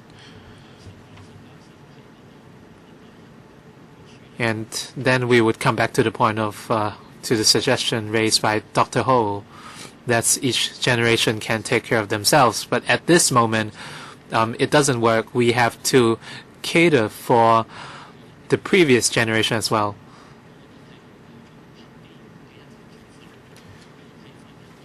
We should adopt an integrated view on this, and it relies on a decision from the government. Otherwise, we would never see results. We would never reach a conclusion despite the discussions.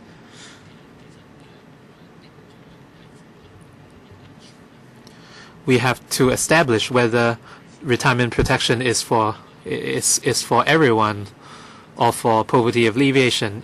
Once we confirm which approach we take, it's easier to do the math. Dr. CHOU's proposal requires 50 billion. If we put in 100 billion, is it too much? And Dr. CHOU also mentioned tax. It's all a problem about math.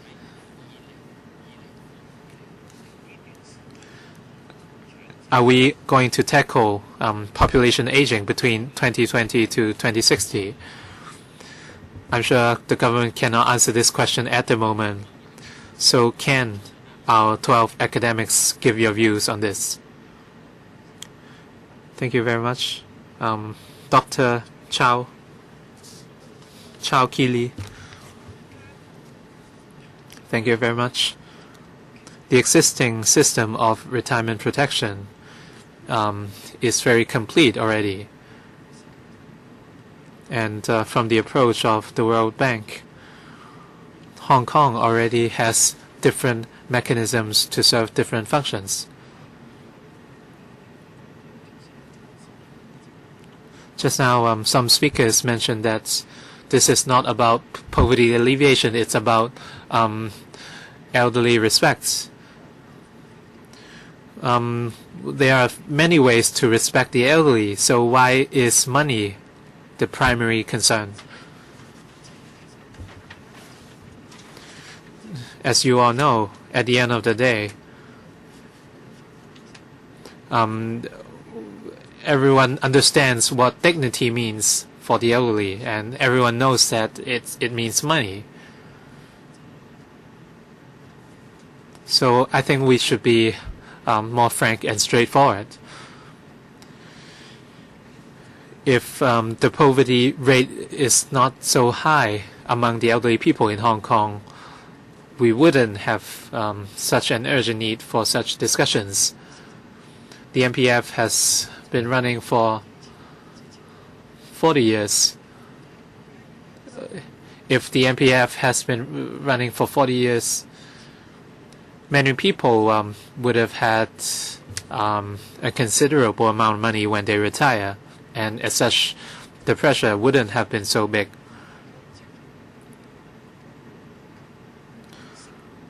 So I think we should be very clear what our concern is at this moment. Some people don't like the CSSA system because it labels people. But let's not forget that our system is already very comprehensive. We have OALA, we have OAA. For OALA, the means test is very lax, and the labeling effect is actually negligible. For OALA recipients, aren't likely to be labeled today.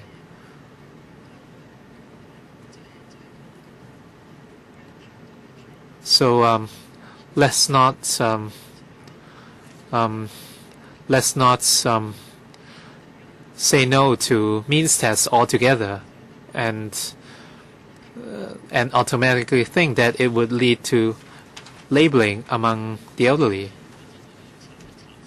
Sorry, let me interrupt.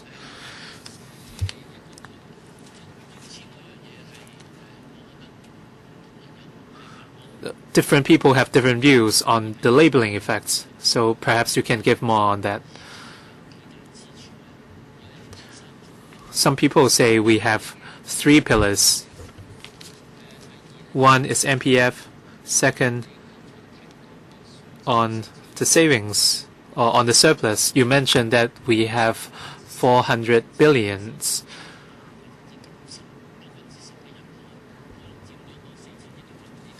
And perhaps 10% of the population contributes to 90% of that amount.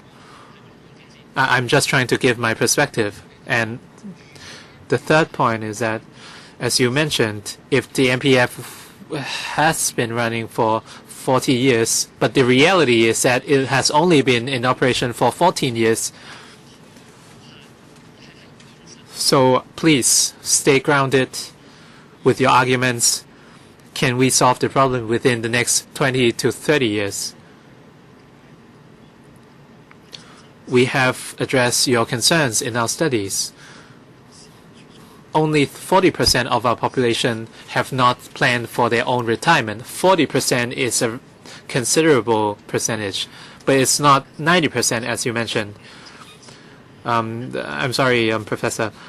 I understand that everyone has different views because we are very familiar with this topic. So I hope that we have healthy discussions today.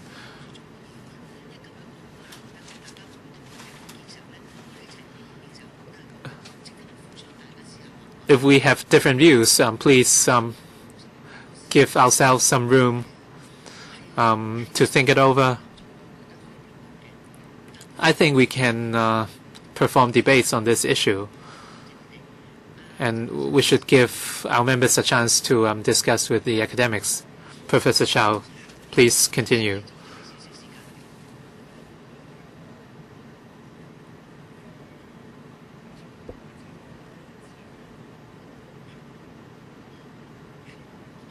I want to emphasize that we agree that the elderly should lead lives with dignity.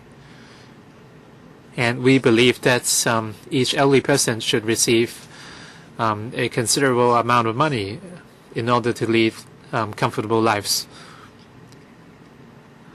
Our point is the source of this money should be obtained via different channels. The World Bank's proposal is that needy people or low-income families or housewives without MPF, these are the needy people we have to help. We should think of ways to help these people so that they can receive a reasonable level of income. But for people who are capable, they should rely on MPF and their private savings or their own investment, so that they can prepare for their retirement life. Okay, if they can all do their job, then every elder will then be able to lead a dignified life when they retire. So it's just about the approach. I'm not saying that there is only one way to solve the problem, and then this is a one-size-fits-all solution. Yes, that might be good,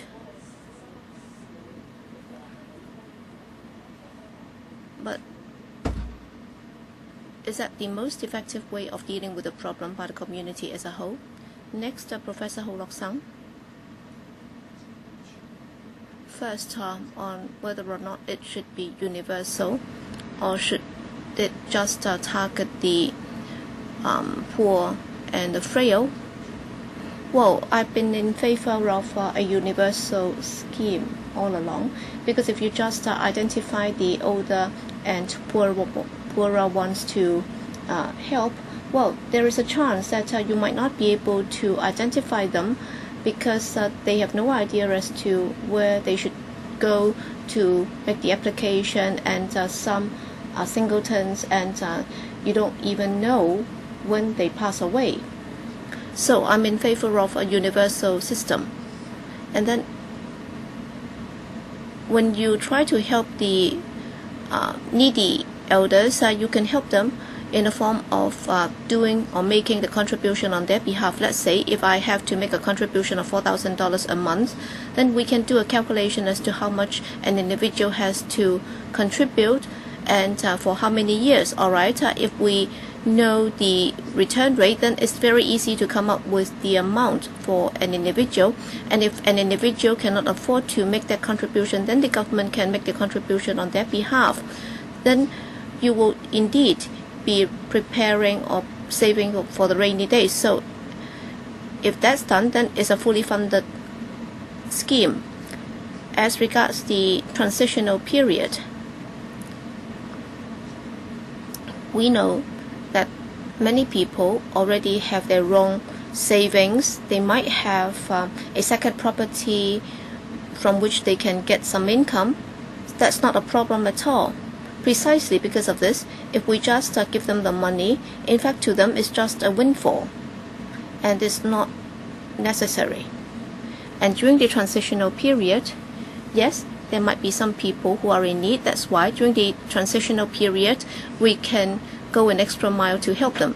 And there are others who have already got retirement payment under the MPF scheme. As we said, well, let's say I am eligible for $400,000 or $500,000 under my MPF account, then they can put that in and deposit it in the retirement scheme, which is equivalent to a certain number of years contribution. So in the end, they'll be able to get a bit more in the form of an annuity. So all these can be considered. Well, for the long term, well, a fully funded model, which means that it's self-sufficient, that would put less political pressure on the government. So there is no question of a free lunch. Everybody is helping himself. Or you can do it in the form of a big reservoir or a big pool, so that you have to get it from the big pool, and some people will have to pay more while others do not have to shoulder the responsibility. Then that would give rise to this allegation that like many Western economies, for example in the US, initially the tax rate was not that high, but then subsequently it turned out that people would have to pay a lot more in the form of tax in order to fund the scheme. Next, Ms. Brenda So. All right, I have to draw a line there, and I have to end by 12:30. All right. Well, for the 3 minutes given to the individual members, you can use those 3 minutes, and then I don't want to set a time limit on the academics. Next, Dr. Billy Mack. Well, the first question on MPF, I do not agree with the offsetting arrangement. That is the offsetting arrangement with the long service payment, because for the lower income earner, that's a problem. All right, we should have a choice. Number one, we have a universal retirement protection alongside the MPF, and second, we can also enhance the MPF system according to Professor Ho Lok Sang. For the low income earners, when they make contribution, they will only be required to contribute the employer's share. And then if they are not able to afford to make the contribution, then the administration can do it on their behalf. So that's by way of an enhancement. All right, you still have to make a contribution, but then the MPF authority has your information, and therefore that can be done by the administration. And second, let's say if it's a universal scheme, let's say if it's equivalent to an annuity or pension scheme, then a very simple concept is to have a defined contribution scheme or a defined benefit scheme. Well, for other subsidized or subvented bodies, they used to have a defined benefit scheme. Okay, let's say if you're talking about $3,000 a month is a defined benefit. So for the contributor, well, whatever you contribute, in the end, you'll be getting the same amount. And the MPF scheme is a defined contribution scheme. In other words, you contribute a certain amount, and then in the end, you'll be getting a certain share of that. So that's a defined contribution. All right, if it's to be a defined benefit scheme, then there is a high chance or high risk that it will explode sometime down the road. So will that be sustainable? What I'm concerned about is the sustainability issue. Where does the money come from? And if the administration can afford it, by all means, go for it. But then for people around me, they have been asking about how does the money come from, and should we increase tax or other forms of expenditure, or from the exchange fund, should a certain sum be set aside for that purpose? So that's something to be discussed. Next, Ms. Brenda So. I'd just like to talk about the issue of a dignified retirement. Well, under the current system, it cannot guarantee a dignified retirement. It's just a safety net. So when you have nothing to live on, so you'll be given several dollars so that you can buy a lunch box. That's all. I believe that those of us here, well, we are already trouble-free. We have managed to protect ourselves. All right, you're talking about a family of 2.9, and you're talking about 2 young people supporting 1 elder. And if you are able to reach out and take a look at these families, all right, they might be earning $8,000, $9,000 a month, and yes, even with the protection under the statutory minimum wage, and if you have to support an elderly member in a family, that's hard. So if we do not introduce a universal retirement protection for the elders, then I simply don't think it's going to work. Nobody ever suggested that one single project can resolve all the problems. As many academics have said, there are other related policies like healthcare, transport, and other policies will have to work hand in hand in order to ensure that the elders will be able to lead a dignified retirement life. We have talked about many difficulties and issues and so on. Yes, there are bound to be problems, but then it all boils down to this. That is, does the government and the Hong Kong community have the moral courage to introduce this universal retirement protection package? So we are actually just talking about $3,000 a month, and if we are willing to do that, then you are incurring a lot of administrative costs and you're making things so difficult. And if they are only able to get $3,000 to make a bare survival, is that a dignified life? Well, for those of us who are already rather well off, officials and members here, please think about it. And last but not least, Mr. Chiang, please do not use the OCM as an excuse to say that you have not been able to have a meeting because of that. All right, we have had that for a couple of weeks now, but then we still are able to ride on the MTR, all right, with the roads blocked. So can you not identify another government office venue for the meeting? So please do not use the OCM as an excuse for not having meetings. And please do not employ a delaying tactic. Please do not give people the impression that you're not willing to do it. That's why you are dodging the issue by giving different excuses. Why don't you just work hard on it? All right, time management. I agree with what you said. In fact, today's meeting. All right, yesterday somebody asked us not to have this meeting this morning because there are many people gathering in the movement. But then this morning you had no difficulty coming here. So I agree with what you said. The administration should not be using excuses. We are a rational community, and despite what happened, we have been able to have this meeting today. Okay, we have to allow for time to deal with this.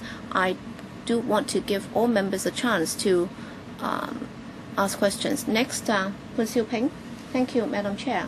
Well, in discussing this issue, I think we have had a very in-depth discussion, and today we also have the report by Dr. or Professor Nelson CHOU, and today we are very happy to have the academics giving us their views and comments. Well, my personal understanding is that the crux of the matter is, all right, well, when we try to have a pool of money, we have to ensure that there is revenue before we can have expenditure.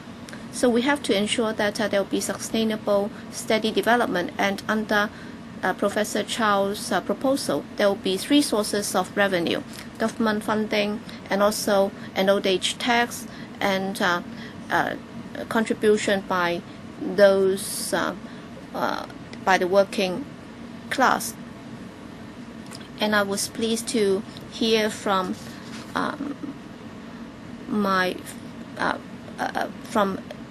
from Dr. Poon. You said that there are different sources of revenue, and there would be investment return and interest income and so on. And you also talk about how we can manage that fund. And how about those who are self-employed? So I'd like to take the opportunity to find out a bit more from you. You talk about the MTRCL. All right, they are near monopolies. So according to your experience, do you have any information about that? In Hong Kong, are there any other monopolies that can be identified to help set up this fund? Because I understand that the interest rate is pretty low these days. So can you tell us more about this? Yes, Dr. Poon. Yes, Dr. Poon. You haven't, your microphone is not on. No, it's on now.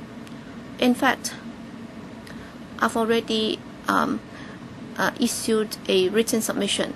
I tried to simplify matters when I spoke. All right, you have a sum of money available, and in terms of its management, I suggest that it be run by the administration. It might just be wishful thinking.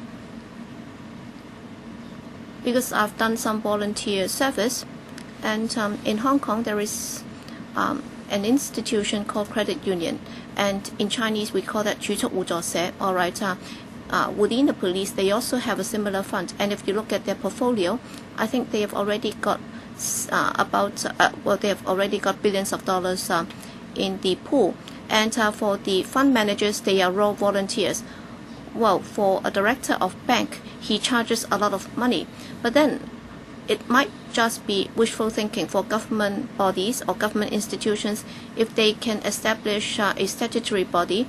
And for people who have just retired in their 60s, they are very smart people. And if these fund managers or market players who are willing to do this for free, then I think that would be most desirable. And also, after you have contributed that fund, and if you make use of international financial tools, it might be very risky. But then if it's invested internationally, that would also reduce the overall demand in Hong Kong. That's why I suggest that it be invested in Hong Kong's entities. And of course, we cannot just use this fund to buy up all the enterprises. And of course, we have to be more careful, because if you buy that in bulk, then you might be affecting share prices. So I suggest that that be invested in the production lines in Hong Kong, not in the financial services sector. Anything to add for Mr. Poon? Mr. Leung Yu-chung. Thank you very much. I'd like to thank everyone for coming here today and for giving your views. Just now, some people questioned the aim of universal retirement protection. Is it for poverty alleviation or to help the elderly?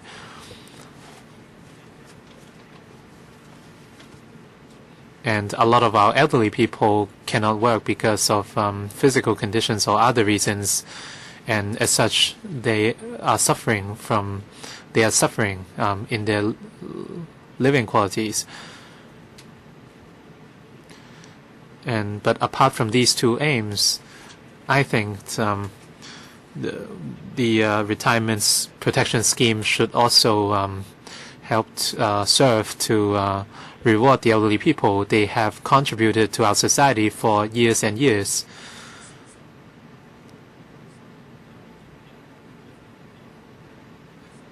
And some people only think of poverty alleviation as a gesture of goodwill. But we should also remember our elderly people. The prosperity of Hong Kong today is largely due to the efforts of our elderly people.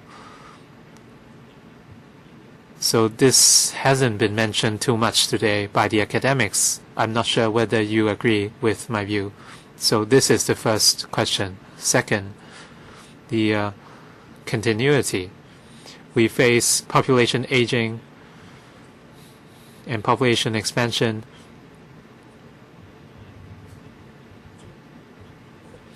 If retirement protection has anything to do with population aging, we should also think of our other initiatives such as CSSA.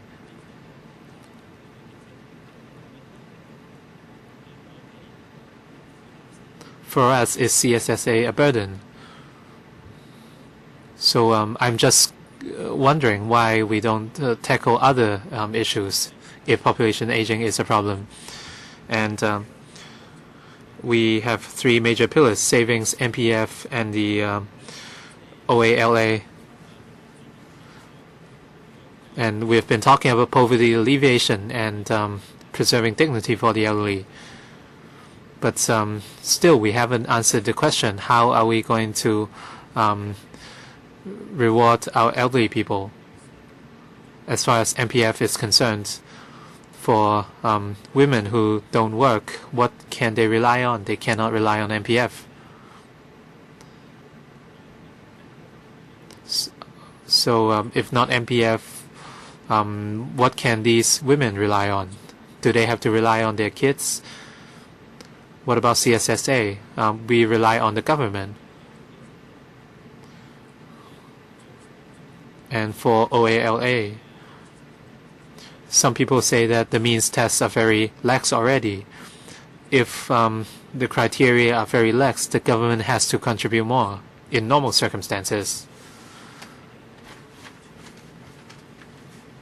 But I understand that this is an obvious relationship. You can continue in the second round. What I want to say is that government contribution is not an excuse to not think about universal retirement protection, and this is not just a gesture of goodwill.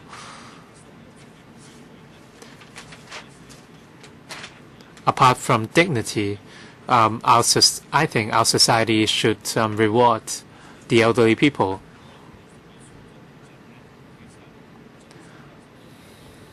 I don't really agree with Professor Chou's view on retirement protection, but we should listen to the community. Professor CHOU didn't disagree with my view, but he said there are better ways. So I think we should listen to more views from the community.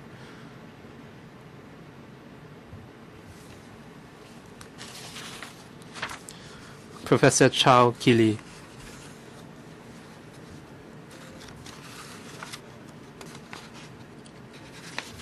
As far as rewarding our elderly citizens is concerned,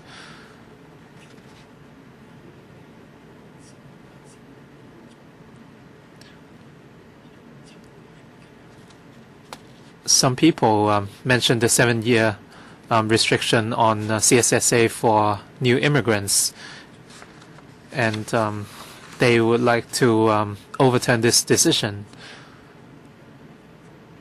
Some people also mentioned a similar view that we have to reward our senior citizens.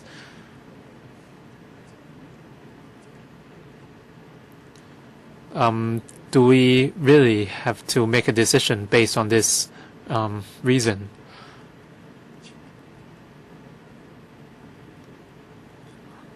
If we agree that this is the way to go, we have to apply the same practice across different policies, and we cannot be selective.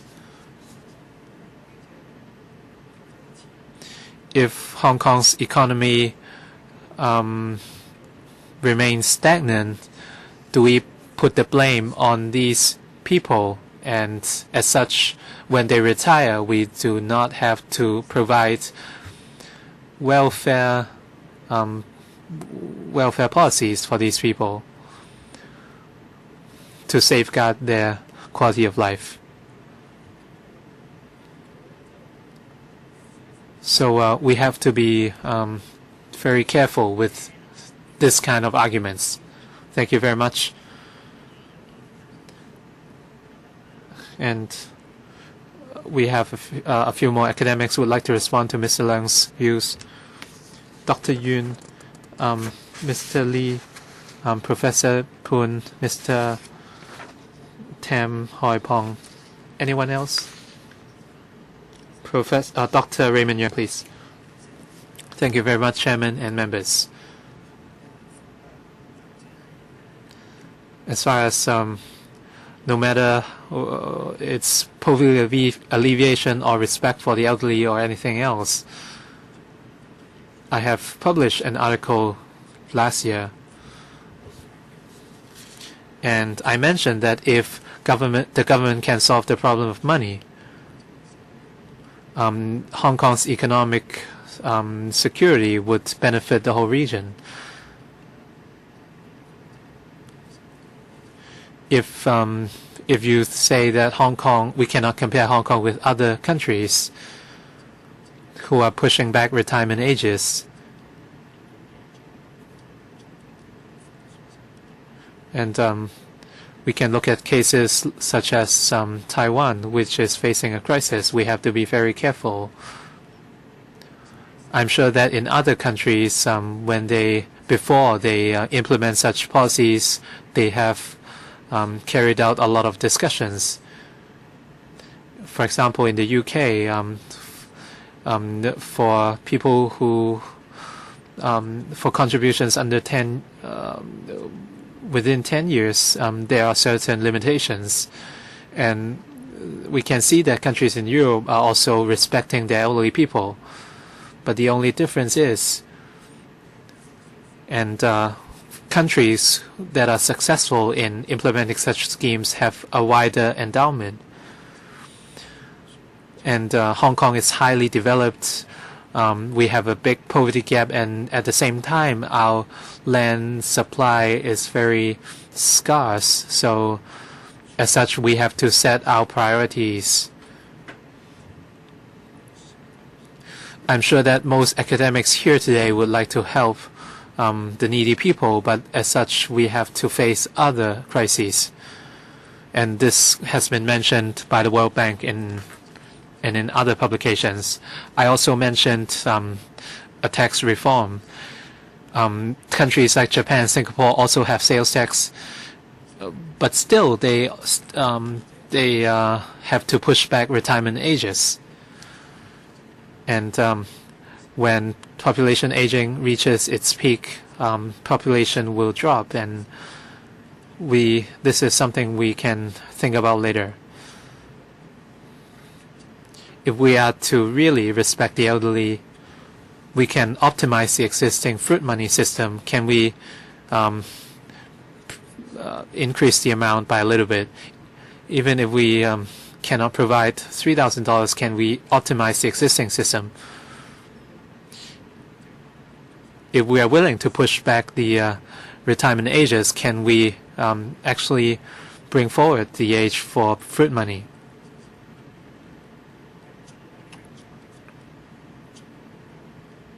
Is there any room for using our money better in order to help everyone in the society? We have to think about the practical restraints, and we have to learn from the experiences of other countries. Thank you very much. And Dr. Yun, please. I agree with a universal retirement protection scheme. This is something we lack under the current system. A lot of academics and members mention that we have many ways to help poor people, and some members mentioned that what happens to housewives, and we cannot count on they cannot count on kids. And if we increase the number of pills from 3 to 5, we can see very clearly from Dr. CHOU's report that if we are to tackle the issue by a system, it's too time-consuming. The government system is very slow. This issue, the issue of elderly people, is imminent, and the simplest solution is a universal retirement protection scheme. We don't know how many people fall into the safety net, and we can cover everyone through the retirement scheme. We cannot ignore these people, even if they only make up for a few % of the population. They can have grave consequences on the society. We have to pay a dear price.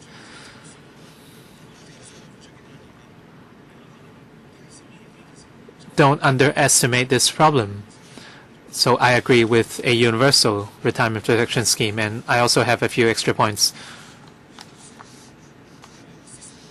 And we have to be clear that retirement protection is a system of its own, and it shouldn't be linked with MPF. And some academics said, can we do something with the lands fund? And I agree with it. I'm not concerned with the issue of money, because after 2047, as Mr. Poon said, would the Hong Kong dollar still be pegged with the US dollar? Would it be pegged against the renminbi instead? And if we are to be pegged with renminbi, we don't need a huge reserve. Well, anyway, that's all I have to say. Thank you very much. Next, Mr. Lee Kin-ming. As many colleagues said, they agree with the universal nature, although there are differences as to how it can be implemented. I'd like to respond to Mr. Leung Yiu-chung. I think I agree that we should reward the elderly. For housewives, they are doing housework, but and yet they're still contributing to the society, even though their contributions are not counted in our GDP. And the universal nature of the retirement scheme serves to give these housewives what they deserve. So we should stay focused. We shouldn't talk about things like new immigrants, because it's an entirely different issue. Under the existing welfare system of Hong Kong, is it really so satisfactory? Of course, it's very satisfactory compared with third world countries. If we have such a healthy welfare system, why do we still see so many problems? Why is it that we always see this problem in the press and in the media? So the thing is, how are we able to enhance the system? Alright, as many have said, the Universal Retirement Protection Package is not the only solution to this problem. So on the basis of the fact that there are some systems that are not good enough, that's why we try to add this one. And as we said, the MPF is not able to deal with the issue of inadequate coverage. Not everybody is protected under the MPF system. And for people who are making contribution to our society, for example, housewives or homemakers, well, women, they are not employed.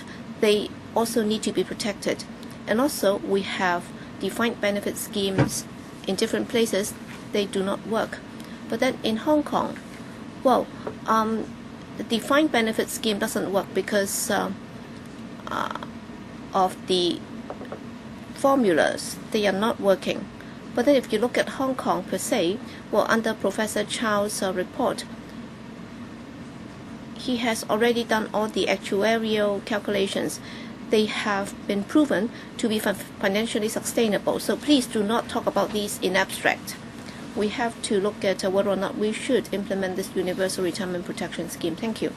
Next, Dr. Poon Chi Cheung.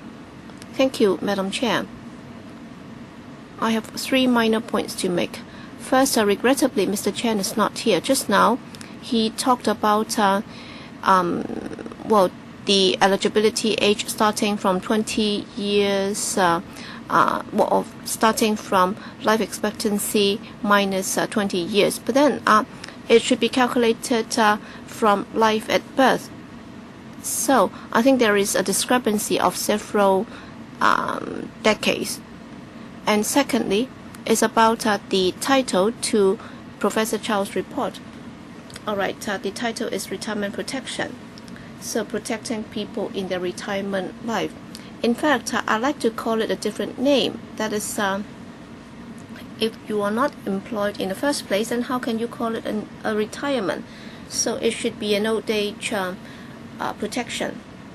And also, some suggested that we should introduce a consumption tax or a sales tax.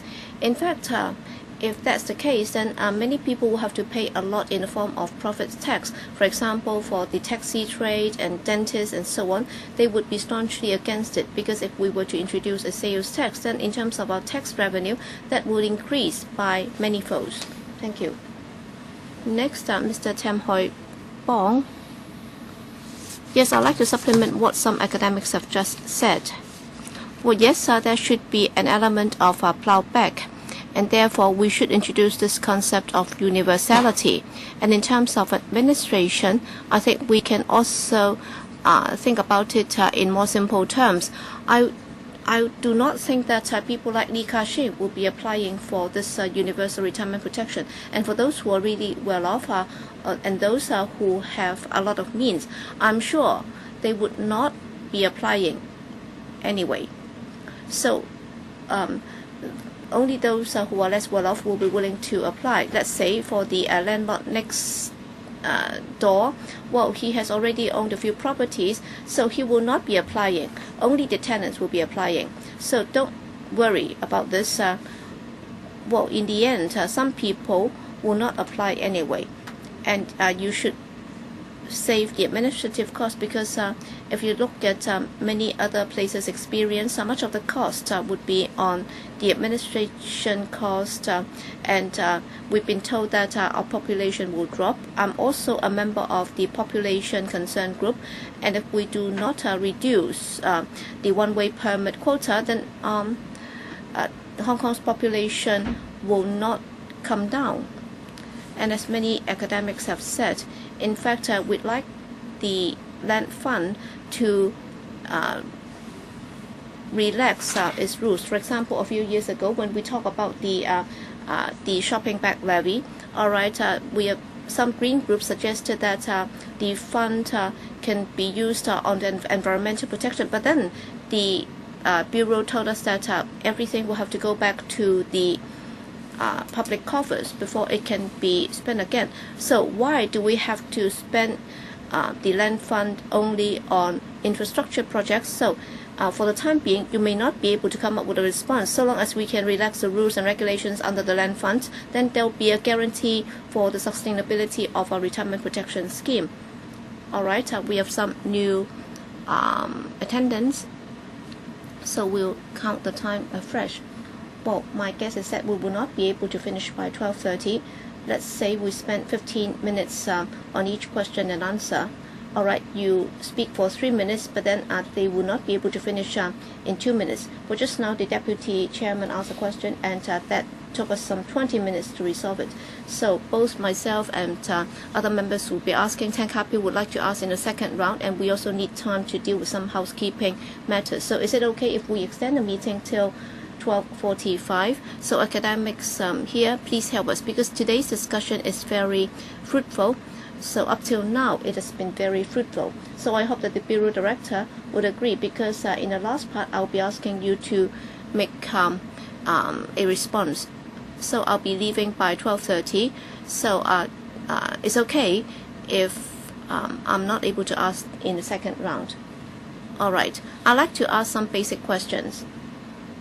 I've been following up on this. I've been following up on the issue for 20-30 years, so it's an old issue. All right, if we are to reopen the discussion, and the administration's biggest argument is that it's a very controversial subject. Indeed, that's the case, because during the past 30 years, we have been discussing this and debating this very heatedly. Yes, initially we talked about a $5 billion reserve, and now we are talking about $50 billion, and still it's not enough. That's why we've included the land fund, $220 billion, and even then it's not enough. So if we start late, then there is a lower chance that we'll be able to prepare for rainy days. So it's not my problem, it's going to be your problem. So with an aging population, that would mean the problem is even more imminent. So how do we start doing it? Yes, you raise a lot of technical issues. Yes, that's something that we have to ponder upon. But then let's not forget that we are moving towards this goal of introducing a universal retirement protection scheme. Well, from the OCM incident, I agree with many academics. In fact, in Mong Kok, you can see that there are many demands and aspirations, and the administration has not dealt with some of these pent-up aspirations. It's like in 2003. All right, when we had 500,000 people taking to the streets, at the time there were many pent-up desires and demands that have not been met by the administration. And now again we have these problems. And if the administration still refuses to face up to the problem, encountered by housewives and retirees who are not protected in their retirement, that would only generate more opposition against the government. So with my work in the past few decades, I'm willing to present everything and put everything on the table. Okay, assuming that we do not introduce a universal retirement protection scheme, then I'd like to put this to the academics. Okay, so what can be done is that we will have to enhance the OAA and OALA. All right, we have $2,200 right now, and Professor CHOU is suggesting $3,000, and the FTU suggests $3,000 plus.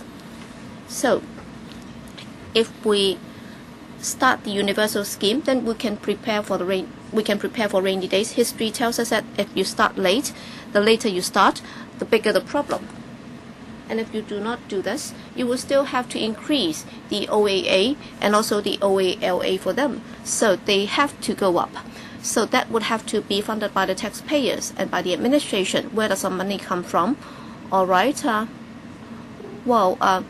If we go for that, the amount would be somewhat lower.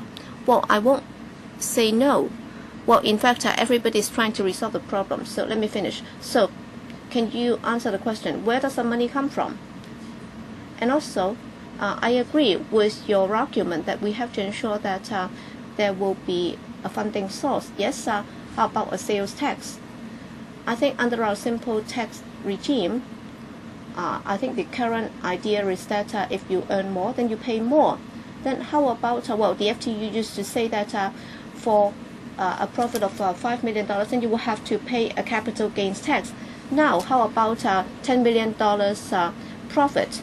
Then you will have to pay a capital gains tax. Why can't we think along those lines? So number one, where does the money come from? And second, if we do not start now, then the future problem will be even bigger.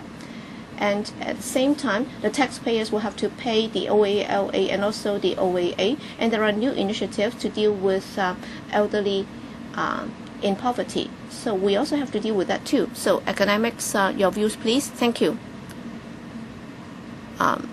Dr. S.C. Mack. Well, on increasing the tax rate, yes, the administration will be able to support the expenditure. But then the thing is, if you increase profit tax, then will the enterprises be operating in Hong Kong or elsewhere? If it's and a multinational, all right, they are investing in Hong Kong because of the low tax rate, but then if you increase tax rate, and if the tax rate is comparable to our neighbors in the region, then they might be moving their headquarters elsewhere to Singapore or even Ireland. So even if you try to increase that, as a result of that, you might see a reduction in your revenue. So you can only impose that on Hong Kong-based enterprises. There is no way that they can go. But then they would also have to face this problem of increased welfare spending and so on. Now, coming back to the second issue. All right, if we do not do that now, if we just rely on OAA, can we increase that? Is that okay? Yes, you will have to adjust it anyway for inflation, for example. But then if the system continues like that, then to a certain point, government spending will no longer be able to afford it. Then you will have to increase revenue. Third, we have some 900,000 elderly, but then only about 400,000 are getting the OAA because they are not thinking that this is a must. But then if it's turned universal, then people will think, well, why don't I get it? So the thinking would be like that. So it's a mathematical issue. That's why if the administration is willing to pay it back to the elders, then I think it's better to make it universal. But then in the end, what I'd like to say is, well, for a universal retirement protection scheme, what's the purpose? And if you put it to an elder or a retiree, what's the biggest expenditure? Two things. One, housing. Second, healthcare. All right, if housing and healthcare can be resolved, then if you're just talking about making a daily living, well, if all you need is about $100 or $200 a day, I think the biggest problem is, are we able to resolve the problem of housing and healthcare? That's the biggest problem. Next, Professor Ho Lok Sang, please. On tax rate, I agree with what Mr. or Professor or Dr. Billy Mack said. All right, the worldwide trend is that profit tax should come down and not increase. But then for personal income tax, I think some adjustments can be made. In fact, for the highest marginal tax band, I think we can substantially increase it. But then in the process,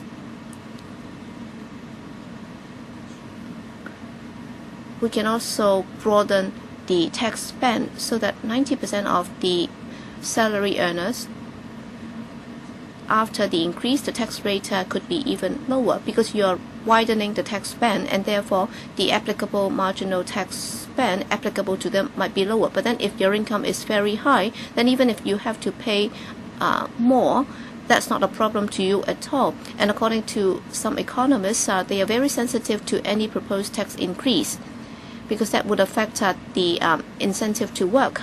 But then just think about it. If their income, if you find out more about that, there might be different sources of earnings. In fact, for many earnings, let's say if you rely on rental income, then that has nothing to do with your motive to work. They might be getting a lot of income from rentals or dividends. Well, for those, or even royalties,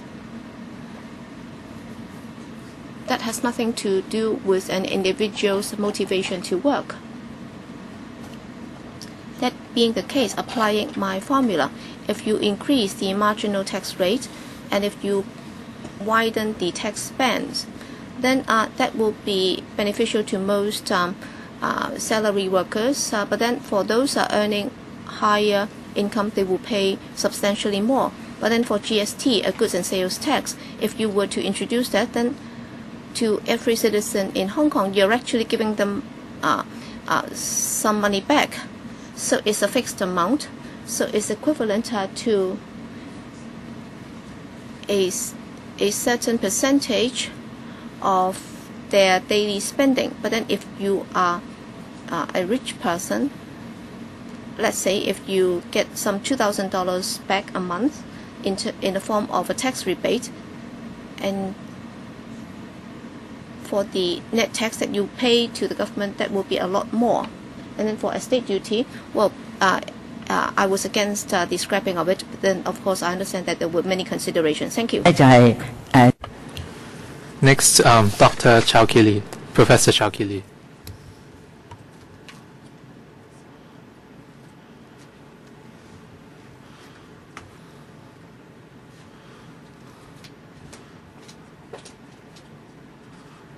In terms of financial sustainability, is it getting more and more difficult?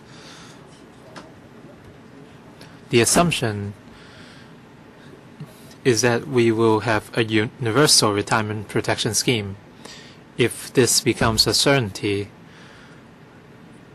the increase in expenditure will be in line with the increase in elderly population, which is 2 or 3 times in the next 20 years. If the direction is poverty alleviation, the expenditure can be controlled, relatively speaking. The question is not about population aging. Let's not forget that the current generation elderly people faces very serious poverty in the next 20 or 30 years. The education level of the elderly people in Hong Kong will increase.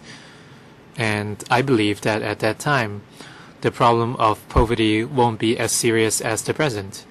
If we are to tackle poverty, the situation will be much more manageable in the future. Next, Dr. Raymond Young. The proposal might work in the short term because Hong Kong's profit tax level is still lower than other countries. But if we keep on increasing the profit tax in the next 20 or 30 years to offset the costs of population aging, it will create problems for our business environment. And another point is that if we raise profit tax, the disposable money available to corporates for investment would be lower. And in turn, we would receive less profit tax. If we limit these companies' capability to invest. And for other suggestions, such as widening the tax base, if Hong Kong doesn't face a problem with housing, then perhaps that suggestion would work. But for the middle class or professionals who have just began their careers, they might be, we might face brain drain due to the widening of the tax base. As we discuss any tax reforms, we have to think about different income groups. For example, youngsters and the middle age band face different pressure levels. So we have to be careful if we are to adjust the tax base and tax rates. Thank you very much. Ms. Brenda So Kee-lee, I'd just like to address this question. By raising the profit tax by 1%, are we really going to scare away all the big businesses? Tax is only one of the considerations, but I'm sure businesses will also look at the economic conditions, the general atmosphere of the city. There are many considerations. So you cannot assume that all the big guns would run away if we raised the profit tax by 1%. All we need is some money to tackle, to help the elderly people. They face a lot of problems. We have problems with medical expenses. Right now, elderly people, when they visit dentists, they can only perform tooth extractions, but not other kinds of dental services. So I hope we can think about this.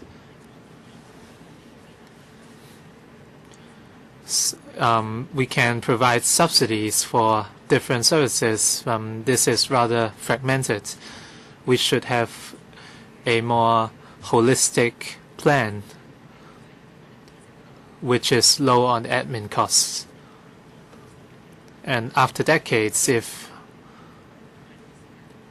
I think we have no more time to lose, and at the end of the day, it all depends on whether we are willing to help. This is certainly challenging, but we shouldn't make too many assumptions.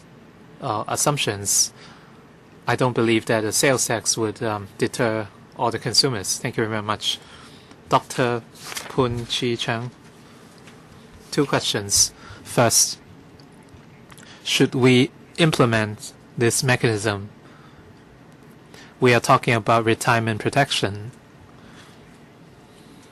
I agree that it should be implemented as soon as possible.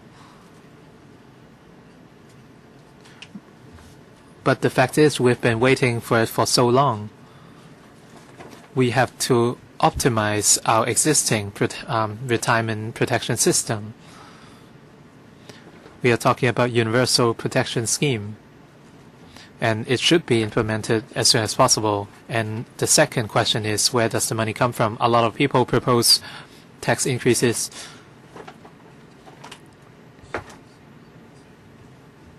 In theory, our books are well balanced, and our tax rates also have to reflect economic growth. Right now, we are not really following the basic law. That's all I want to say. Mr. Kwokaki, 3 minutes each, and 2 minutes for an answer from the academics. Thank you very much, Chairman. I'd also like to thank the academics for coming over this morning. I'm a bit disappointed looking at Dr. CHOU's reports. There are criticisms that he hasn't made it very clear that this should be implemented. But he has addressed different proposals.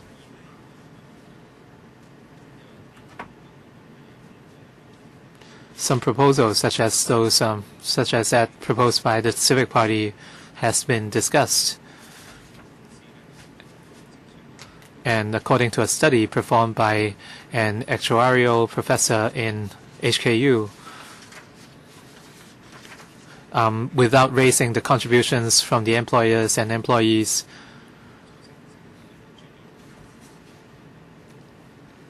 if half the contributions under MPF is transferred to another pool of money under the Monetary Authority,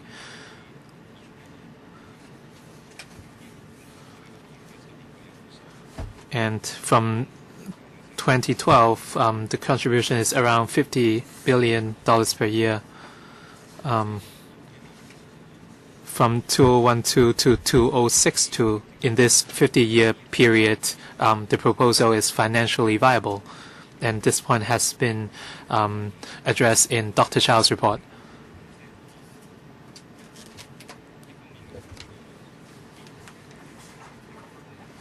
The government has ample finances. It has surpluses. It has foreign exchange reserve. We are talking about a total of more than 2,000 billion.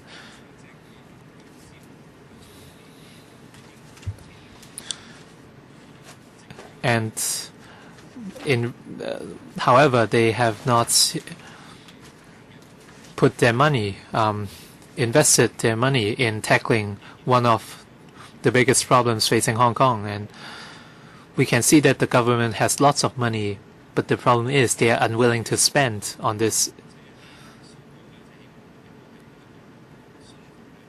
I have not seen any statistics to show that spending the vast reserve would compromise the financial stability of Hong Kong. So we should look at it from a holistic manner. Some academics say that housing is not a problem for the elderly, but the fact is it is a problem. A lot of elderly people have no properties to speak of. A lot of elderly people living in older districts, they cannot move forward. They have their living quality would be compromised because they need to spend money on medical expenses. And in the coming 10 or 20 years, I don't see any improvement in our medical system.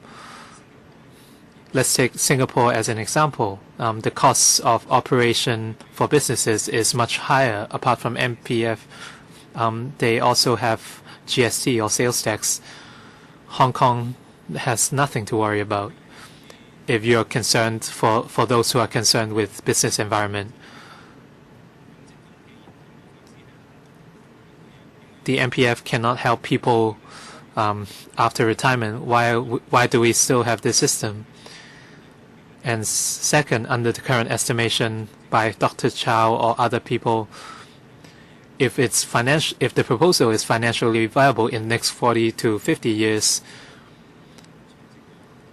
what other concerns do people still have with regards to financial stability?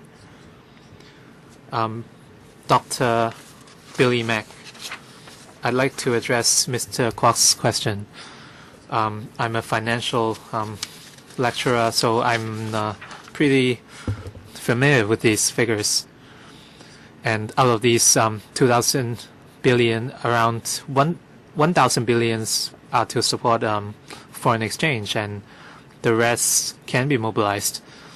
But let's not forget that some money are set aside for pensioners, and so you have to understand that not all this money can be used. We are not talking about logic. We are talking about accounting. If we raise profit tax, I didn't talk about increasing the profit tax. My point is MPF cannot help retirees. So some academics propose relocating part of the MPF funds to another pool of money. The major reason is that we don't have enough contributions. In Singapore, the contribution rate is much higher than Hong Kong. The percentage is at least 20%. If we increase the contribution percentage in Hong Kong from 5 to 10%,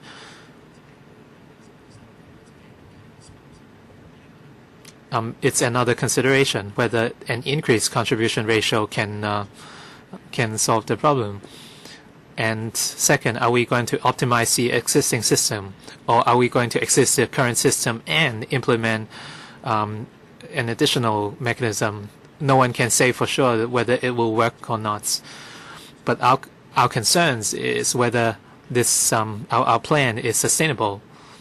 I have my doubts. So do you think that the 50-year actuarial plan doesn't work? I'm talking about the foreign exchange return. Long-term speaking, we might see a return of 4 to 6%. But the government's investment is very long-term. But for the retirement scheme, every year we have some money will flow out of the system, and as such, the return would be lower. And as far as I know, for foreign exchange funds, it would be easier for the government. But if you impose the universal retirement scheme, we are talking about a big sum of money. It's not impossible. For example, we can turn to big institutions and outsource the scheme. It's not impossible, but the guaranteed return might not be same as what we expect. Because it's hard to estimate the return, and also the strategy and the risk would also be higher if you want to guarantee a return. And if you look at the past few years' return of investment return by the exchange fund, in fact, it's dropping, because a few years ago it used to be 5 or 6%, and now it's an average of about 4%. So it's very difficult. So would that be able to achieve our target? So will the administration serve as the final guarantor in order to top up the shortfall? Next. Yes, on the MPF operation. I've also checked with the quarterly report of the MPF scheme. I don't know. Well, according to the media, the performance has been very poor. But then if you look at some of the stock funds, in fact, some of the investment return could be up to several dozen %. So what I mean is, well, I think the most worrying part is about the principal protected funds. The performance has been very poor. That's why we will have to educate the public more on the issues involving the MPF. And if you look at the different categories of investments and funds, the performance is different. And also, the professor just talked about the actuarial calculation. Back in 2012 in Taiwan, they did an actuarial study, and as a result there was a confidence crisis. And if you've noticed the magazine or journal reports, they are suggesting that we should not be announcing further details on the performance of the retirement fund. But then if you look at their calculation, it's not a problem, because let's say in Sweden, they have 4 committees working on the different funds. They have bonds, estate, and shares. All right, they have 4 different categories of investment. So that's done in Sweden. But then they are also willing to defer the announcement by 2 years. So you can imagine what kind of pressure is exerting on the system. All right, in Sweden, according to Professor CHOU, is a very desirable country, and they also have 4 different committees working on different forms of investment, and still they can feel the pressure. All right, on the example of Sweden, sorry, I forgot about the other points. Well, colleagues, I'll have to draw a line somewhere. No further questions, because we have to deal with 3 questions, and we have to end by 12:45. And I also need you to cast a vote on whether or not I should write to the relevant authority. So no further questions. And we may have to leave some of the outstanding issues to future meetings. All right, 2 more professors to speak. Yes, Dr. Raymond Young, you haven't finished. You may continue. And also Professor Ho Lok Sang and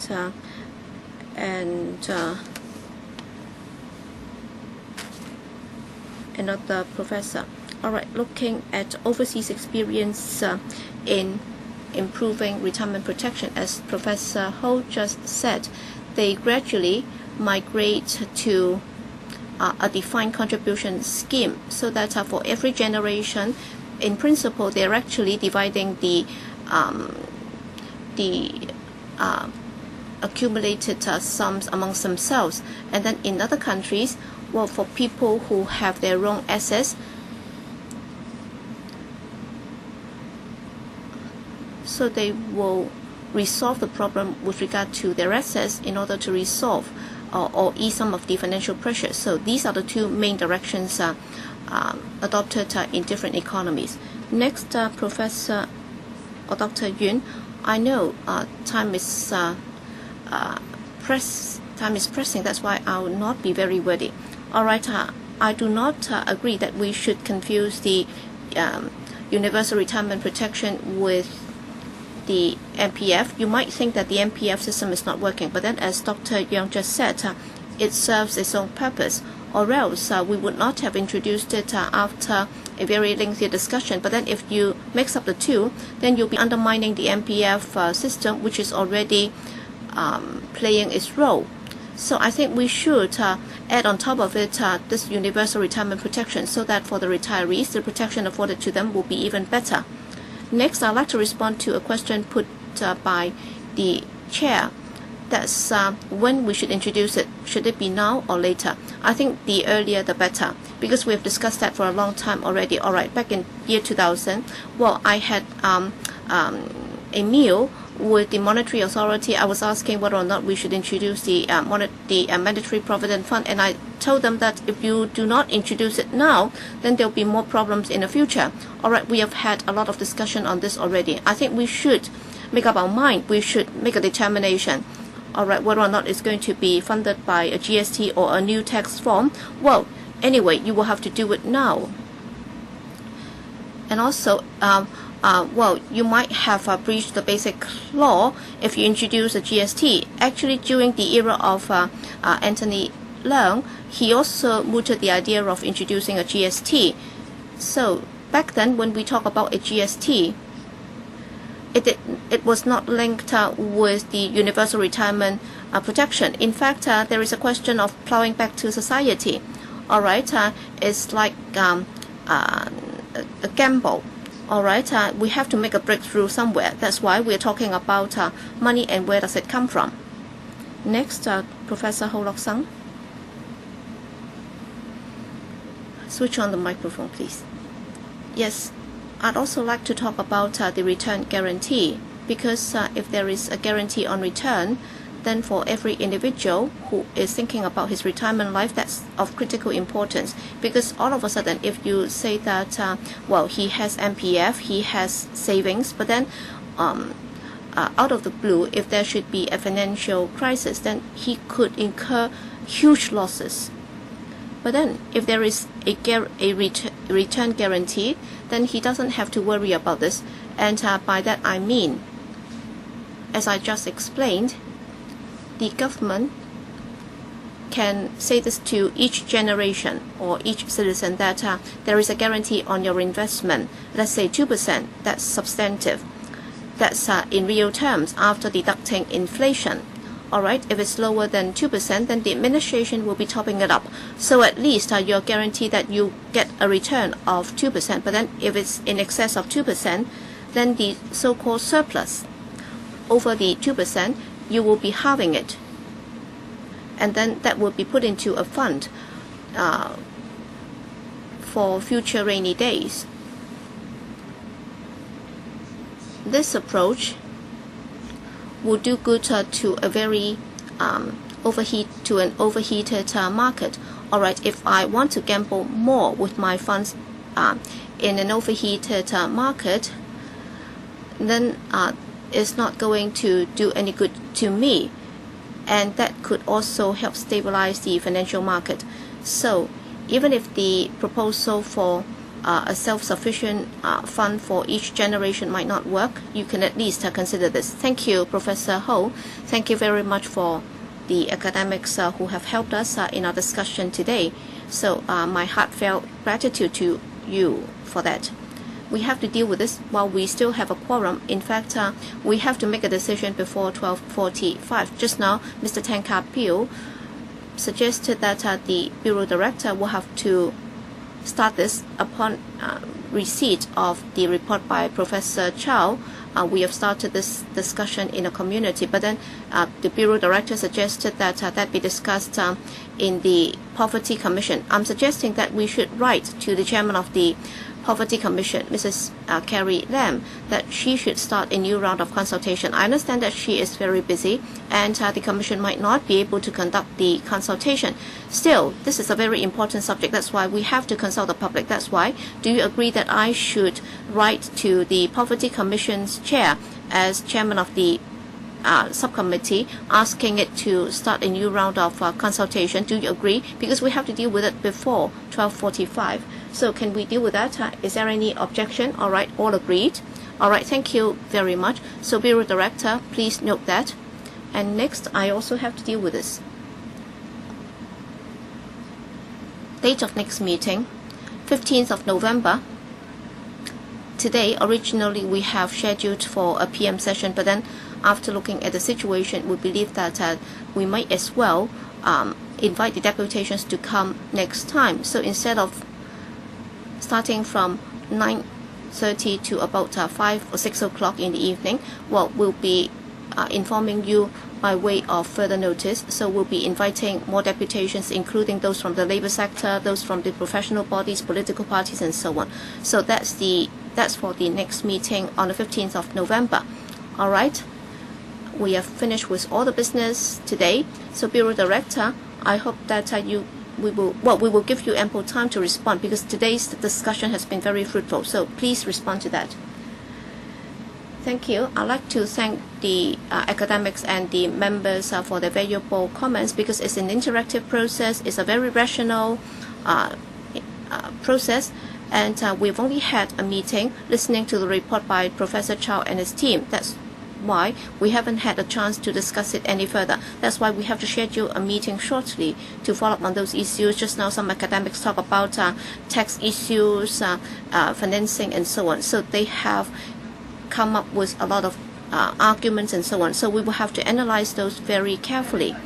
But then once again, I'd like to stress that the administration is very concerned about retirement issue, or else we would not have taken the initiative to ask Professor CHOU to conduct the study, and we would not have invited this council to discuss the issue. But then you made a number of suggestions whether or not there should be a round of public consultation. Yes, all these will be considered.